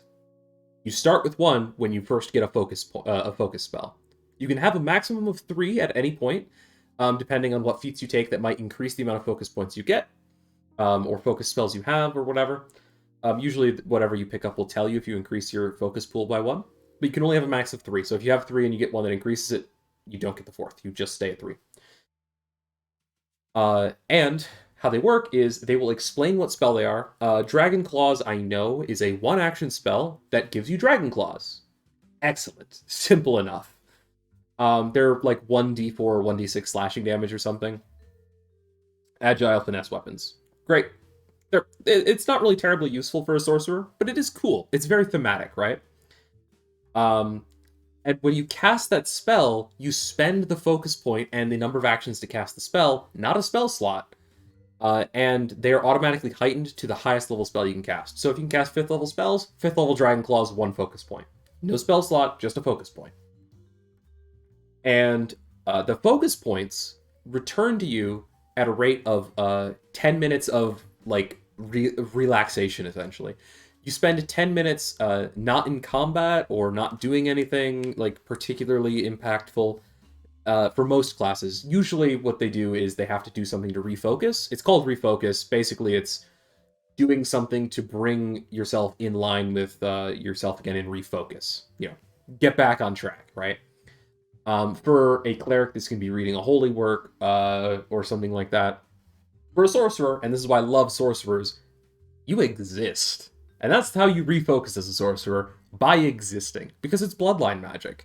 Ton of fun. And then as you get higher levels, you can take feats to unlock the better bloodline spells, like Greater Dragon Wings. Yeah. Once per 10 minutes, you can grow dragon wings. And I think they last for 10 minutes when you upcast them as well. So at a certain point, if you're willing to just kind of burn that focus point you're getting every 10 minutes, you can just have permanent dragon wings. And that's cool. It's important to note that refocusing by default only gives you one focus point back since the last time you spent one. So if you spend 3 focus points before you refocus, you only ever get one back until your next long rest. Unless you have other feats that give you bonuses where you can get, like, for example, 2 back. Generally speaking, though, you're only going to get 1 back if you refocus, and that means, you know, you want to only spend them 1 at a time unless you really need to, go all in on casting your focus spells for whatever reason.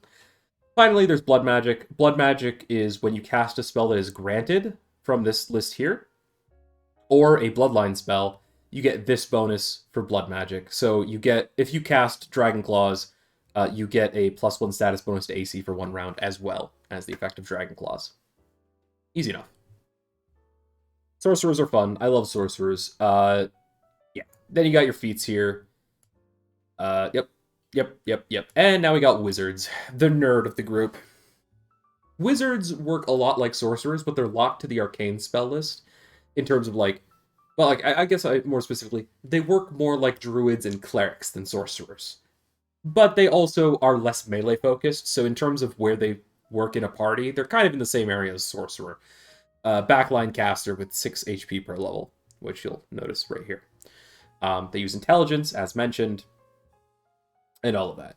The difference between the wizard and the cleric is they don't know every arcane spell immediately. They have a spell book that they have to write that stuff down in.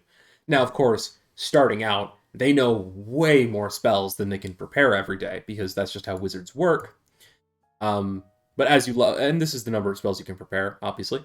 But as you level up, you can add more spells to the book. You can get scrolls and add more spells to your book, and that sort of thing.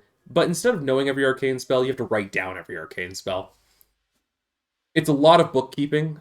Wizards are very complicated for that reason. But wizards also have some really cool stuff and really cool options. Like, they can have familiars, or they can have a bonded item that they can just drain the magic from to recast a spell they already cast that day, which is very helpful, and it helps wizards have a little bit of extra, like, sustain in terms of high-level spells. And then you also have the Arcane Theses. The Arcane Theses, basically, they're what flavor of wizard you are. Spell substitution lets you replace a spell by spending 10 minutes to just decide, you know what, I actually want a different spell for today. So if you don't like Vancian casting, you can go with that, and you can decide, okay, we need a different spell for now. Like, say you prepared all social spells, and you're about to go into a dungeon. You're like, don't need social spells, give me 10 minutes. So you switch them out for fighting spells. That's cool. Spell blending and all this is, it's all complicated. Depends on what kind of wizard you want to play. Easy enough. Pretty straightforward. Animal companions here. Animal companions I did mention, but, well, I'm not going to go too in-depth with them. The basic idea of animal companions is you spend 1 action to give them 2 actions. When they become mature, they can use 1 action for free, though you still need to spend an action to give them their second. And as they get higher level, they get more stats, and they level up with you. So even if you never, like, for example, you never go for a nimble or savage animal companion, you only stay at mature, they will still level up with you. They'll still get more HP per level. They just won't get the stat or other benefits of the nimble or savage. And then, there's a bunch of different kinds here. You got bears, you got badgers, cats, big cats. Birds, horses, dromasaurs. I love this little thing. Look at them. And here we're going to talk, going past the specialized animal companions, which is the final upgrade for animal companions, you have familiars. Familiars are very, like, generic, like, malleable in Pathfinder 2nd Edition. In terms of what they look like is entirely up to the player. There isn't a specific familiar type until you get to specific familiars, which are usually done by spending abilities from a familiar, which is an entire thing. If you're going into familiars, look on Archives of Nethys. It'll explain it better than I can right now. In the case of that, because that is more complicated and higher level. But basically, they start with a speed of 25 feet, they're tiny, and they have low light vision. That is their default. Whatever they look like, whatever else, that is up to you. You give them abilities in order to change or add to what they can do. For example, give them manual dexterity, and they can use 2 of their limbs as if they were hands. For example, with manipulate actions, for example, pick up a potion and feed it to somebody. That's nice. You can give them flyer, so they can fly. Dark vision, all this stuff. Speech, if you want to be able to talk to it. Now, when you pick up a familiar feat, normally you only get 2 abilities to start with, so, you pick 2 of these, essentially. And then Improved Familiar gives you 4. And then some classes or subclasses will give you even more. Witch, in particular, which isn't in the core rulebook, specifically gets a ton of familiar abilities and gets more as they level up, and gets a very powerful familiar because of it, which makes sense. It's a witch. Anyway, archetypes. Archetypes, I'm going to very briefly explain because they're very complicated and not really for a basics type overview I'm doing. When you would gain a class feat, you can instead pick a dedication feat. If you pick a dedication feat, you need to pick 2 more feats from that dedication using 2 more class feats before you can take another dedication feat from a different archetype. Archetypes are essentially how you multi-class in Pathfinder 2nd Edition, but that's not all. There are other archetypes that aren't based on class, like Beastmaster, which gives you an animal companion no matter what your base class is. So if you're a sorcerer, I did this, and you want an animal companion, you can spend one of your sorcerer feats to take Beastmaster dedication and gain an animal companion. And then you spend more feats as you level up. Instead of taking sorcerer feats, you take Beastmaster feats, and then you upgrade that animal companion through that instead of through regular class feats. Or instead of upgrading your regular class feat options. For this, there isn't multi-class in Pathfinder 2nd Edition because when you level up, you only go down your main class's levels. You don't just decide, I'm level 5 fighter, but I kind of want to level in barbarian now. You don't do that. That's not a thing. It isn't how it works. Instead, what you do is you take a dedication, and you get the dedications right here, the dedication abilities right here. There's some prerequisites in order to pick it.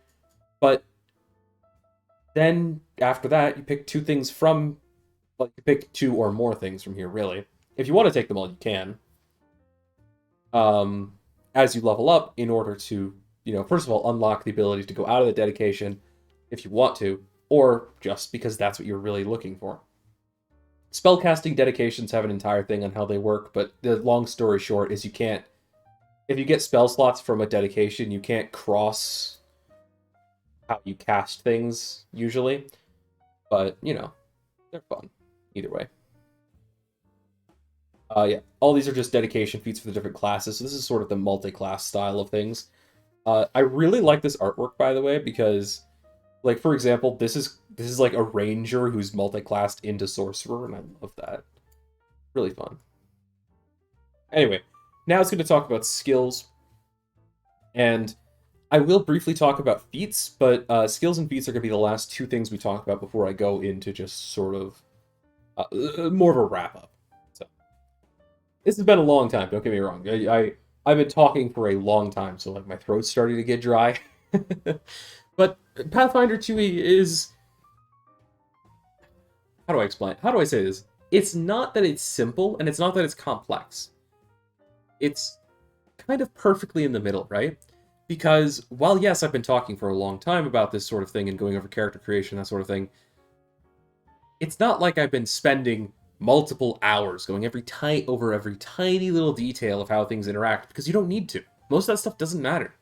Once you have the basics down, you can figure it out either through looking it up through Archives of Nethys, or just deciding in the moment, because at the core of the game, everything worked kind of the same.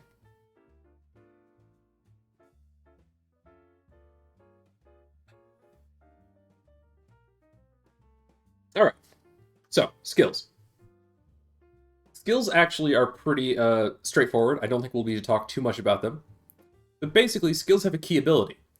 And that can actually change a little bit depending on the situation. For example, say you want to know something about an acrobat, right? Something about an acrobat, or something about some specific acrobatic maneuver.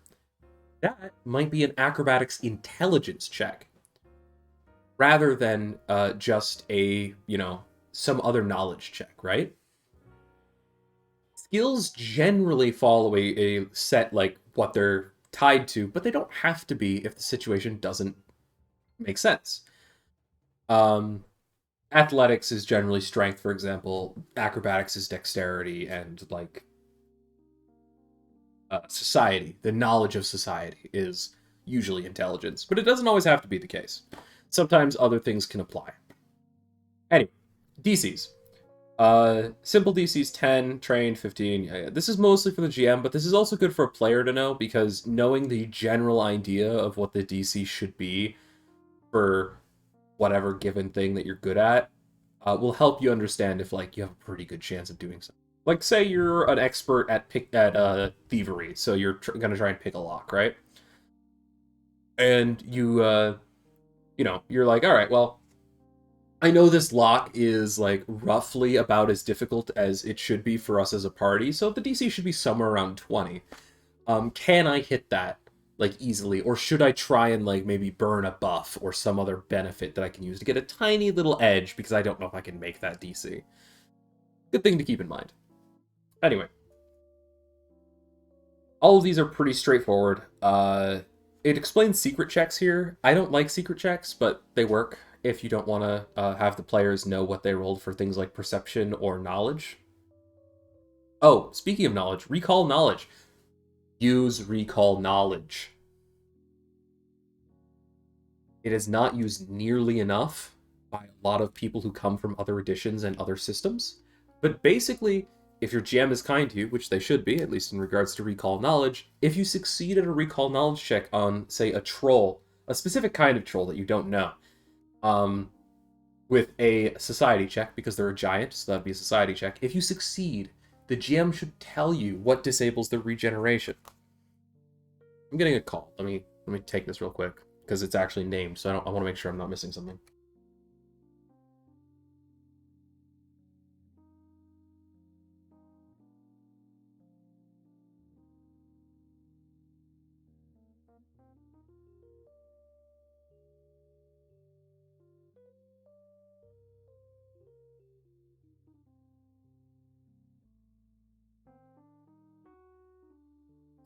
As always, I told them I'm 27 and they hung up immediately. I don't know why they think I'm not on Medicare when I tell them that. Anyway, scam calls aside. Recall knowledge is incredibly helpful because that troll I was mentioning, the GM should tell you what disables its regeneration and how you can kill it.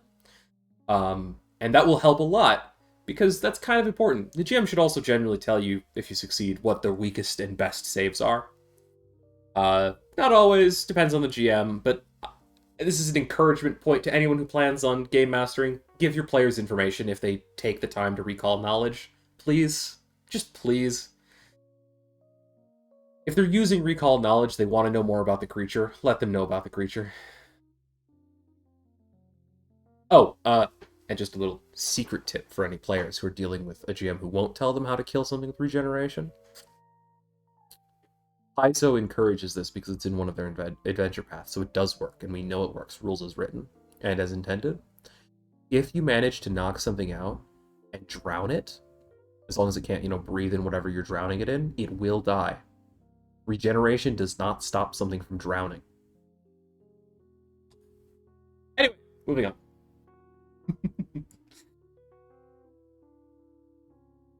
This is a chart here that will tell you, generally speaking, what skill checks are for different things, and it's pretty good. It'll give you a basic idea of how to do how things work and what to do. This is not an exhaustive list of every action in the game. If you have a different action or a different idea, you are welcome to try and come up with an explanation of what it should be or anything like that. You have things like shove and trip, obviously, but and grapple. But say you want to, like, do something else, like, move them out of the way, or like pull them, like, instead of shoving, you want to like grab them and like trade places with them. Speak with your GM about it. You might be able to come up with an idea. Yeah, you got things like picking locks and all that. All this is very simple. It even tells you how many actions these will usually take, so all good. Earn income. I did mention earn income. This is a chart here that will tell you task level versus how well you did for how much gold you get per 4 days of work. So, say you work for 8 days, you will get whatever you earn here, assuming the work continues for both of those sets of 4 days, twice. So say you're level 10, you're an expert, say you're a master in whatever you're doing. You're a master bard, you're level 10, and you roll a success. Just a success, nothing special. So you go here, you just look across here, master, 6 gold, and you're working for 8 days, that's 12 gold. It's not a ton immediately, but over the course of a couple of months of downtime, it can add up. Identify magic is for identifying magic items. Great. Learning a spell. This is mostly for wizards, though can be used for some other things. Don't worry too much about the specifics. Just know that usually it's for wizards writing down a spell in their book, or witches writing down a spell in their familiar. Yes, I said it like that on purpose. No, I don't know how it works. Subsist is for surviving in the wild. That's survival. Easy enough. Balance. Balance has a specific type of thing, and like if you critically fail, you fall and whatever. Great stuff. Very useful. This is actually important. This sort of thing is important to remember because there's feats like steady balance, which let you use balance even better. And that's why I often take steady balance and that sort of thing. Very rarely comes up because a lot of people I run with don't think about that sort of thing. But I don't know. I like it. Jumping is useful. I mentioned this much earlier, but jumping, like doing a long jump, is the distance. The DC is based on the distance you want to leap, so it doesn't really follow the critical success, critical failure thing. But, and I, bad example on my part, forever back, but, whatever. This is also a good point, a good place to explain here that we have the entire like critical success, success, failure stuff. If it doesn't say failure, that means on a failure nothing happens. So if you just regularly fail, there is no penalty. For Force Open, for example. But if you critically fail, you jam it, so it becomes harder to open.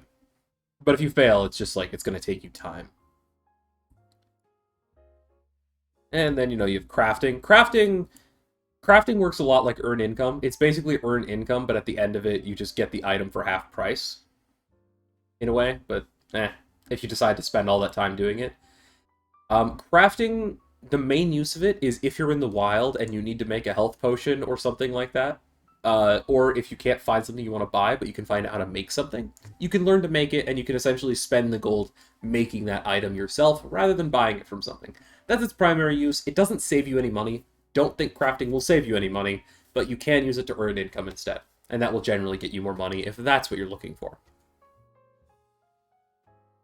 Yep. You got your deception stuff, you got your lying, you got your fainting, not like the goats, but like the, sword. Anyway, diplomacy, making friends, and medicine. I'm going to stop at medicine here because medicine is very important. You should make sure at least a couple of people in every party have medicine. And this is something that I kind of wish Paizo said a little bit better, because medicine is used to recover HP without magic, and without waiting like weeks at a time to do so. Administer first aid will stop people from dying. That's all well and good. Takes 2 actions. Great. Treat disease will give you a better save against disease. Also great. Treat poison. Same thing. Great. What you're really looking for here, though, is treat wounds. because Treat Wounds starts at a DC 15. Now, I'm going to paraphrase all of this, but basically you spend 10 minutes trying to patch somebody's wounds. DC 15 to start with. If you succeed, you heal them for 2d8. So 2d8s of healing. And if you spend an hour, you can double that amount. But you can only heal one person at a time, so without a feat, Ward Medic. We'll cover feats later a little bit. I won't go too in depth because, again, lots of stuff, lots of options. But basically, roll 2d8, and that's the healing they get. Very useful, and over the course of a couple of hours, because you can only heal somebody once every hour, the 10 minutes is included in that, so, you know, once every hour, essentially. Over time, even a low-level party can get back to fighting shape over the course of, like, a few hours, without any magical healing, which is very important. Now, you can also increase the DC of the check if you have higher proficiency to increase the amount of healing. So even for a higher level party, medicine is incredibly important with Treat Wounds. Because if you do a legendary DC, which is, you know, DC 40, you heal 2d8 plus 50 HP. Just off of that check. Amazing. There's some other things to improve that, like Risky Surgery, where you can do a little bit of damage in order to assure critical success if you succeed at all. And that sort of thing. And if you get a critical success, it's 4d8 healing rather than 2d8. The other important thing is Treat Wounds also removes the wounded condition, which happens when you get knocked down, which I will talk about between skills and feats. I'll talk about the wounded condition and dying and that sort of thing. Nature, occultism, performance. Nature and occultism are knowledge skills, also used to identify magic. Performance is performance. Religion, used to identify magic. Same thing with Arcana. Society is for identifying people and deciphering writing, also making forgeries. Stealth is stealth. Survival, we talked about that a little bit. Thievery is disabling traps, picking locks, stealing things like pickpocketing. I love this image, by the way. I just want to... Anyway, moving on. Alright, so we're on to feats now. Now, briefly, as I mentioned, with dying values and that sort of thing, this is to prevent yo-yoing, in a sense, that happens in 5e, but also, just in general, it's to sort of encourage a bit of urgency when somebody gets downed. So, you have 4 states of dying. Well, yeah, basically. You have dying 1, 2, 3, and 4. At dying 4, most things will die. There are some feats and abilities which can increase that to dying 5. I haven't seen anything that increases further, but essentially, if you reach dying 5, you die, no matter what. You reach dying 4, you're probably dead. When you get knocked unconscious, you get reduced to 0 hit points. You get knocked unconscious and go to dying 1. If whatever knocked you out was a critical hit, you become dying 2. If you take damage while you're unconscious, you increase your dying value by 1. So, somebody who gets crit and then hit again will be at dying 3. One more dying and they're gone. Now, what's important about that is that on your turn you make a death save, which is equal to a DC of 11 plus your dying value, and it's a flat check. A flat check means you add no modifiers to the dice roll. This is also used for things like concealment and hidden. So a DC 5, for example, would be you roll a d20, and on a 5 or higher, you pass. Now, if the person who is at dying 3 fails the death check, they will go up to dying 4 and very likely die. If they succeed, they go down a dying value to dying 2. If they critically succeed, if they roll a natural 20, they go down by 2 and are now dying 1. If you get healed while you're at a dying value, say dying value 3, you get healed, you lose all your dying value, and you become wounded 1, but conscious and at whatever hit points you're at. Wounded increases your dying value by your wounded value the next time you get knocked down. So, you're at wounded 1, you get knocked down again. Instead of going to dying 1, you go to dying 2. You get knocked down by a crit, you're up to dying 3. Very dangerous. And the wounded value will increase as you go down. If you ever go to die wounded 4, I believe you just can't be revived and you just die. I think you just die immediately at wounded 4, but like No. If you get downed while at dying 4, you die immediately, so. Unless you have a thing that improves how far you can go into dying values, of course. Again, I've mentioned it, there's the Die Hard feat, it lets you go to dying 5. Right, okay. I'm just trying to keep track of where I am in this whole spiel of dying, right? Now, the reason this is important is because when you go down, your initiative is moved to directly before the turn of whatever knocked you down. This means everybody else in the combat gets a turn before you. So you don't need to make a death check until everybody else has had a chance to go. So, if, for example, right before your turn you get knocked out and you're at dying 2 because it was a crit, unlucky. But you're at dying 2. You don't need to immediately make a death check, because everybody else will get a chance to go first, and they can heal you and get you back up. But that wounded value you got from getting knocked down, that will stay until you get medical treatment from Treat Wounds. Treat Wounds is therefore very important for recovering after a fight regular hit points, but also removing these wounded ticks. Because wounded really starts to get dangerous once you have 2 or 3. Because somebody who's wounded 3 and gets crit and knocked out could instantly die. You gotta be very careful.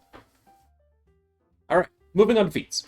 Feats come in a variety of categories, and I am going to explain them as quickly as possible in terms of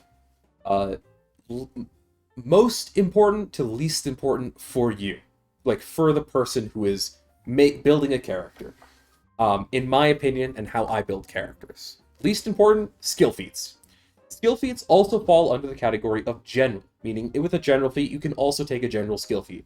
These are your things that are based around whatever skill you happen to, whatever skill feat you happen to have a proficiency in, and you need to be trained in these to take in whatever it is to take them, and, you know, whatever, or better, depending. For example, Kip Up requires you to be a master in acrobatics to take it, and Catfall only requires you to be trained. You get the most of these on anyone, not just rogues, and they don't impact your playstyle as much as other things do, but they're really neat for flavor.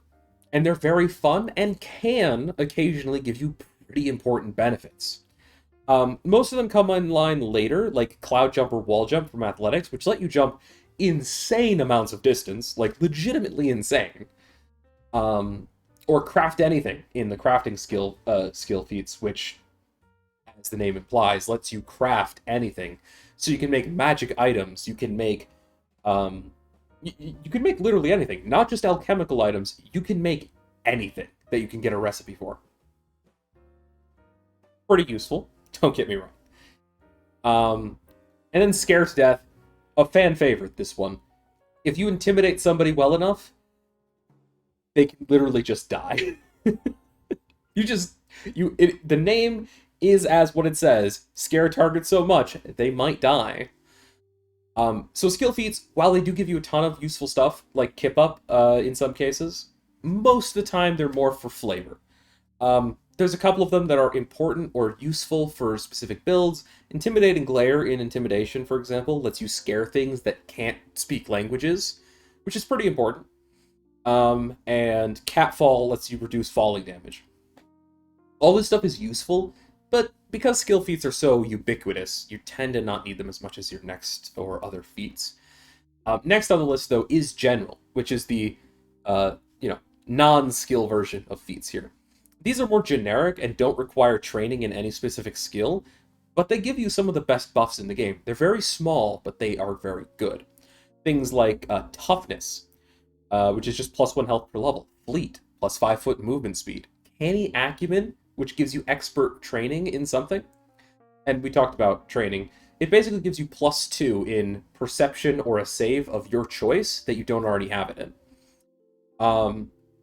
Usually, Canny Acumen tends to fall off for most characters later in the game, but because you can retrain so easily in Pathfinder 2nd Edition, by the time it becomes not helpful anymore, you can pick something else.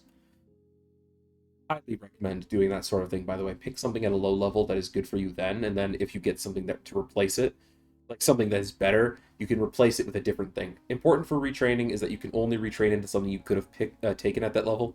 So if you took Canny Acumen at level 1, you couldn't retrain it into, say, Untrained Improvisation. You would have to retrain it into a different level 1 feat.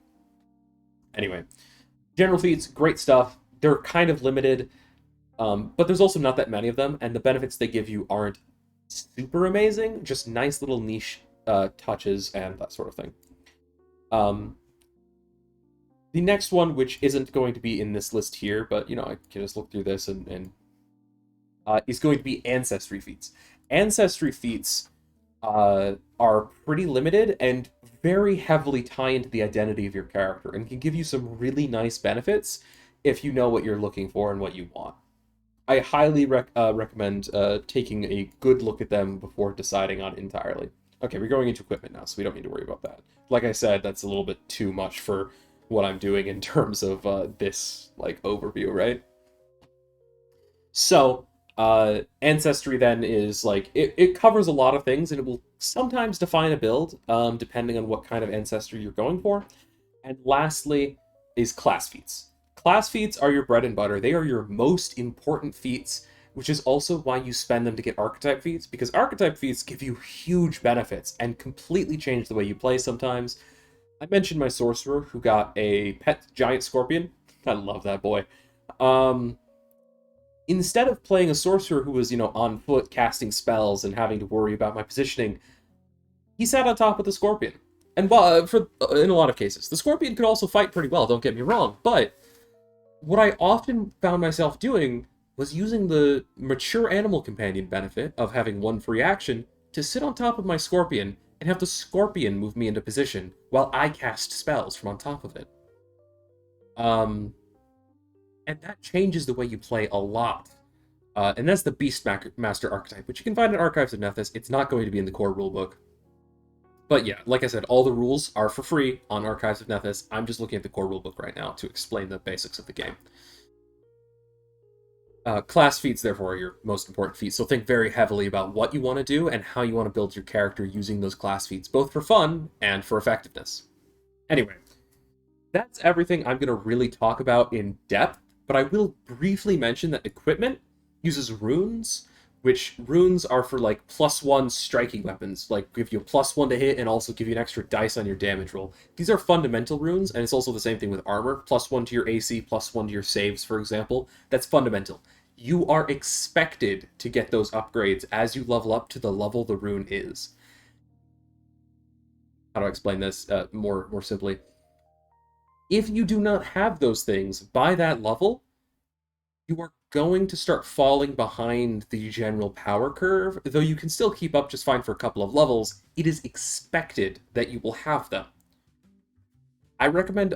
look, I'll get to my recommendations in a second, but just to explain, for GMs and anybody who might be playing in a campaign and coming up on those levels, say you're going into level 5 and you don't have a striking rune yet, try and buy them if you can as a player, but also, as a GM, make sure you give your players enough money and that sort of thing to account for those expected magic items, because Pathfinder is, in its nature, a very high fantasy, high magic game.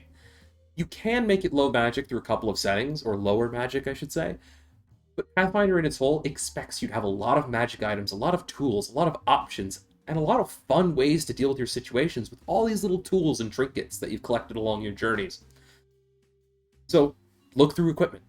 Equipment is almost as important as your character's base stats, in a sense. Anyway, all that said, that's the basic overview of Pathfinder 2nd Edition in terms of core rules and understanding it from a baseline level. There is a lot more I haven't talked about. There's a lot more to just this book, as you can see here, and spells and everything, and all of the supplements and everything do exist. But those more are giving you options, more than just the basic idea of what the game is and how it works. The game itself is pretty simple. You make a character, you have stats. Those stats give you a flat bonus that won't change much. You very rarely get more than a +1 or +2 or -1 or -2 at any given time over that base number. You roll a d20 and you see if you pass or fail.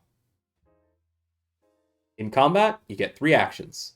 They can be used to move, they can be used to attack, they can be used to do whatever else is just available to you. But you have 3 actions that are all condensed into just action, generic. You don't need to worry about, is this a move action? Is this a bonus action? It's just an action. Just is. And beyond that, it's just a role-playing game. Play a role. Have fun. My recommendations for people who want to get into Pathfinder 2e, though, are look at the game without variant rules first. That is the most important thing. The game works very well without variant rules and without any changes to the core systems. There are a couple of things that personally I find more fun and more entertaining for myself and my players when I'm a GM, that I run in pretty much all of my games now. The first one is a free archetype rule. This is somewhat complicated for new players, but with automated systems, it can work really well. Something like Path Builder. Path Builder, if you don't know what it is, helps you put together and keep track of a character. Though it costs money to have free archetype rule on that, so, you know. But the free archetype rule essentially gives you an extra class feat every 2 levels that can only be used for dedication feats. And this is amazing for flexibility and versatility and having new and fun options for characters. And it doesn't really increase their power level all that much. There are a couple of options that can, like, sort of increase power level to a strange degree, like the Beastmaster archetype I mentioned earlier. But generally speaking, it's not going to be that much. Not enough that you need to rebalance anything, that's for sure. And more than that, it's going to give your players options, or as a player, it's going to give you options for redefining your class and changing the way you work. You can make somebody who's much closer to the Witcher if you want to, if you have the free archetype, because you can throw it in, you can throw that dedication feat, the dedication feats not only into Alchemist for all those, like, potions and elixirs, but also into Sorcerer. So you have those, like, little spells here and there. Because you can take more dedications over time if you have more feats to do so. So, you know, there's that. Free archetype rule, my number 1 pick all the time. I never run without it if I can. I love free archetype rule. Second, and this is more of a kind of a taste thing, automatic bonus progression. Automatic bonus progression takes away fundamental runes and item bonuses, and instead just gives them out as you level up. What I do is I leave the item bonuses for everything in. Like, everything is still as it normally is with automatic bonus progression. However, I only use automatic bonus progression for weapons and armor. So you don't need to buy runes for your weapons and armor, just as you level up, they become more powerful with you. It saves me the trouble of having to give out runes, and having to give out treasure for runes. That's more of a taste thing. I don't think you need a +1 or a +3 major striking sword. I think a sword that is on fire is magic enough. You don't need the, like, plus whatever on top of it. The person wielding it is magic in my opinion at that point. But, you know, that's my own opinion on that. Those would be my 2 picks for variant rules if you're going to run any variant rules to begin with. Starting with free archetype. That one I recommend a ton. Automatic bonus progression, I recommend looking into. Not for everybody. And that's it. That's it in terms of a Pathfinder 2e overview. If you're looking to get into the game proper, I would recommend the Beginner's Box if you have never played anything Pathfinder before. You can always, of course, play completely homebrew on your own and, like, everything's set up, and it will work with just the core rulebook, and you can use anything from Archives and Nethys. It all works perfectly fine, and it's pretty easy to understand once you have the core rules down. It's all additive. But the Beginner's Box helps introduce all of the things that I've been over right here in a very slow, trickling manner to help people who are new to tabletop role-playing games and Pathfinder 2nd Edition to begin with. That's going to be it for me, though. I just wanted to do this because I thought it'd be good to basically get all of my thoughts out on Pathfinder 2e and, like, talk about it as I was going. And part of this is because of the D&D OGL drama that's been happening, because Paizo is technically part of that in terms of their first edition of Pathfinder was built off the back of the first open gaming license. Now, the 2nd edition of Pathfinder does still have that technically, but it's an incredibly distinct concept with no trademark things from D&D. Like, not really. You know what I mean? Like, they haven't taken Mind Flayers, which are a locked thing to D&D. So, it's, you know, it's its own thing. And, you know, with people leaving D&D because of the predatory monetization of the open gaming license, I don't know, I figure having this would be helpful for people who want to look into Pathfinder 2nd.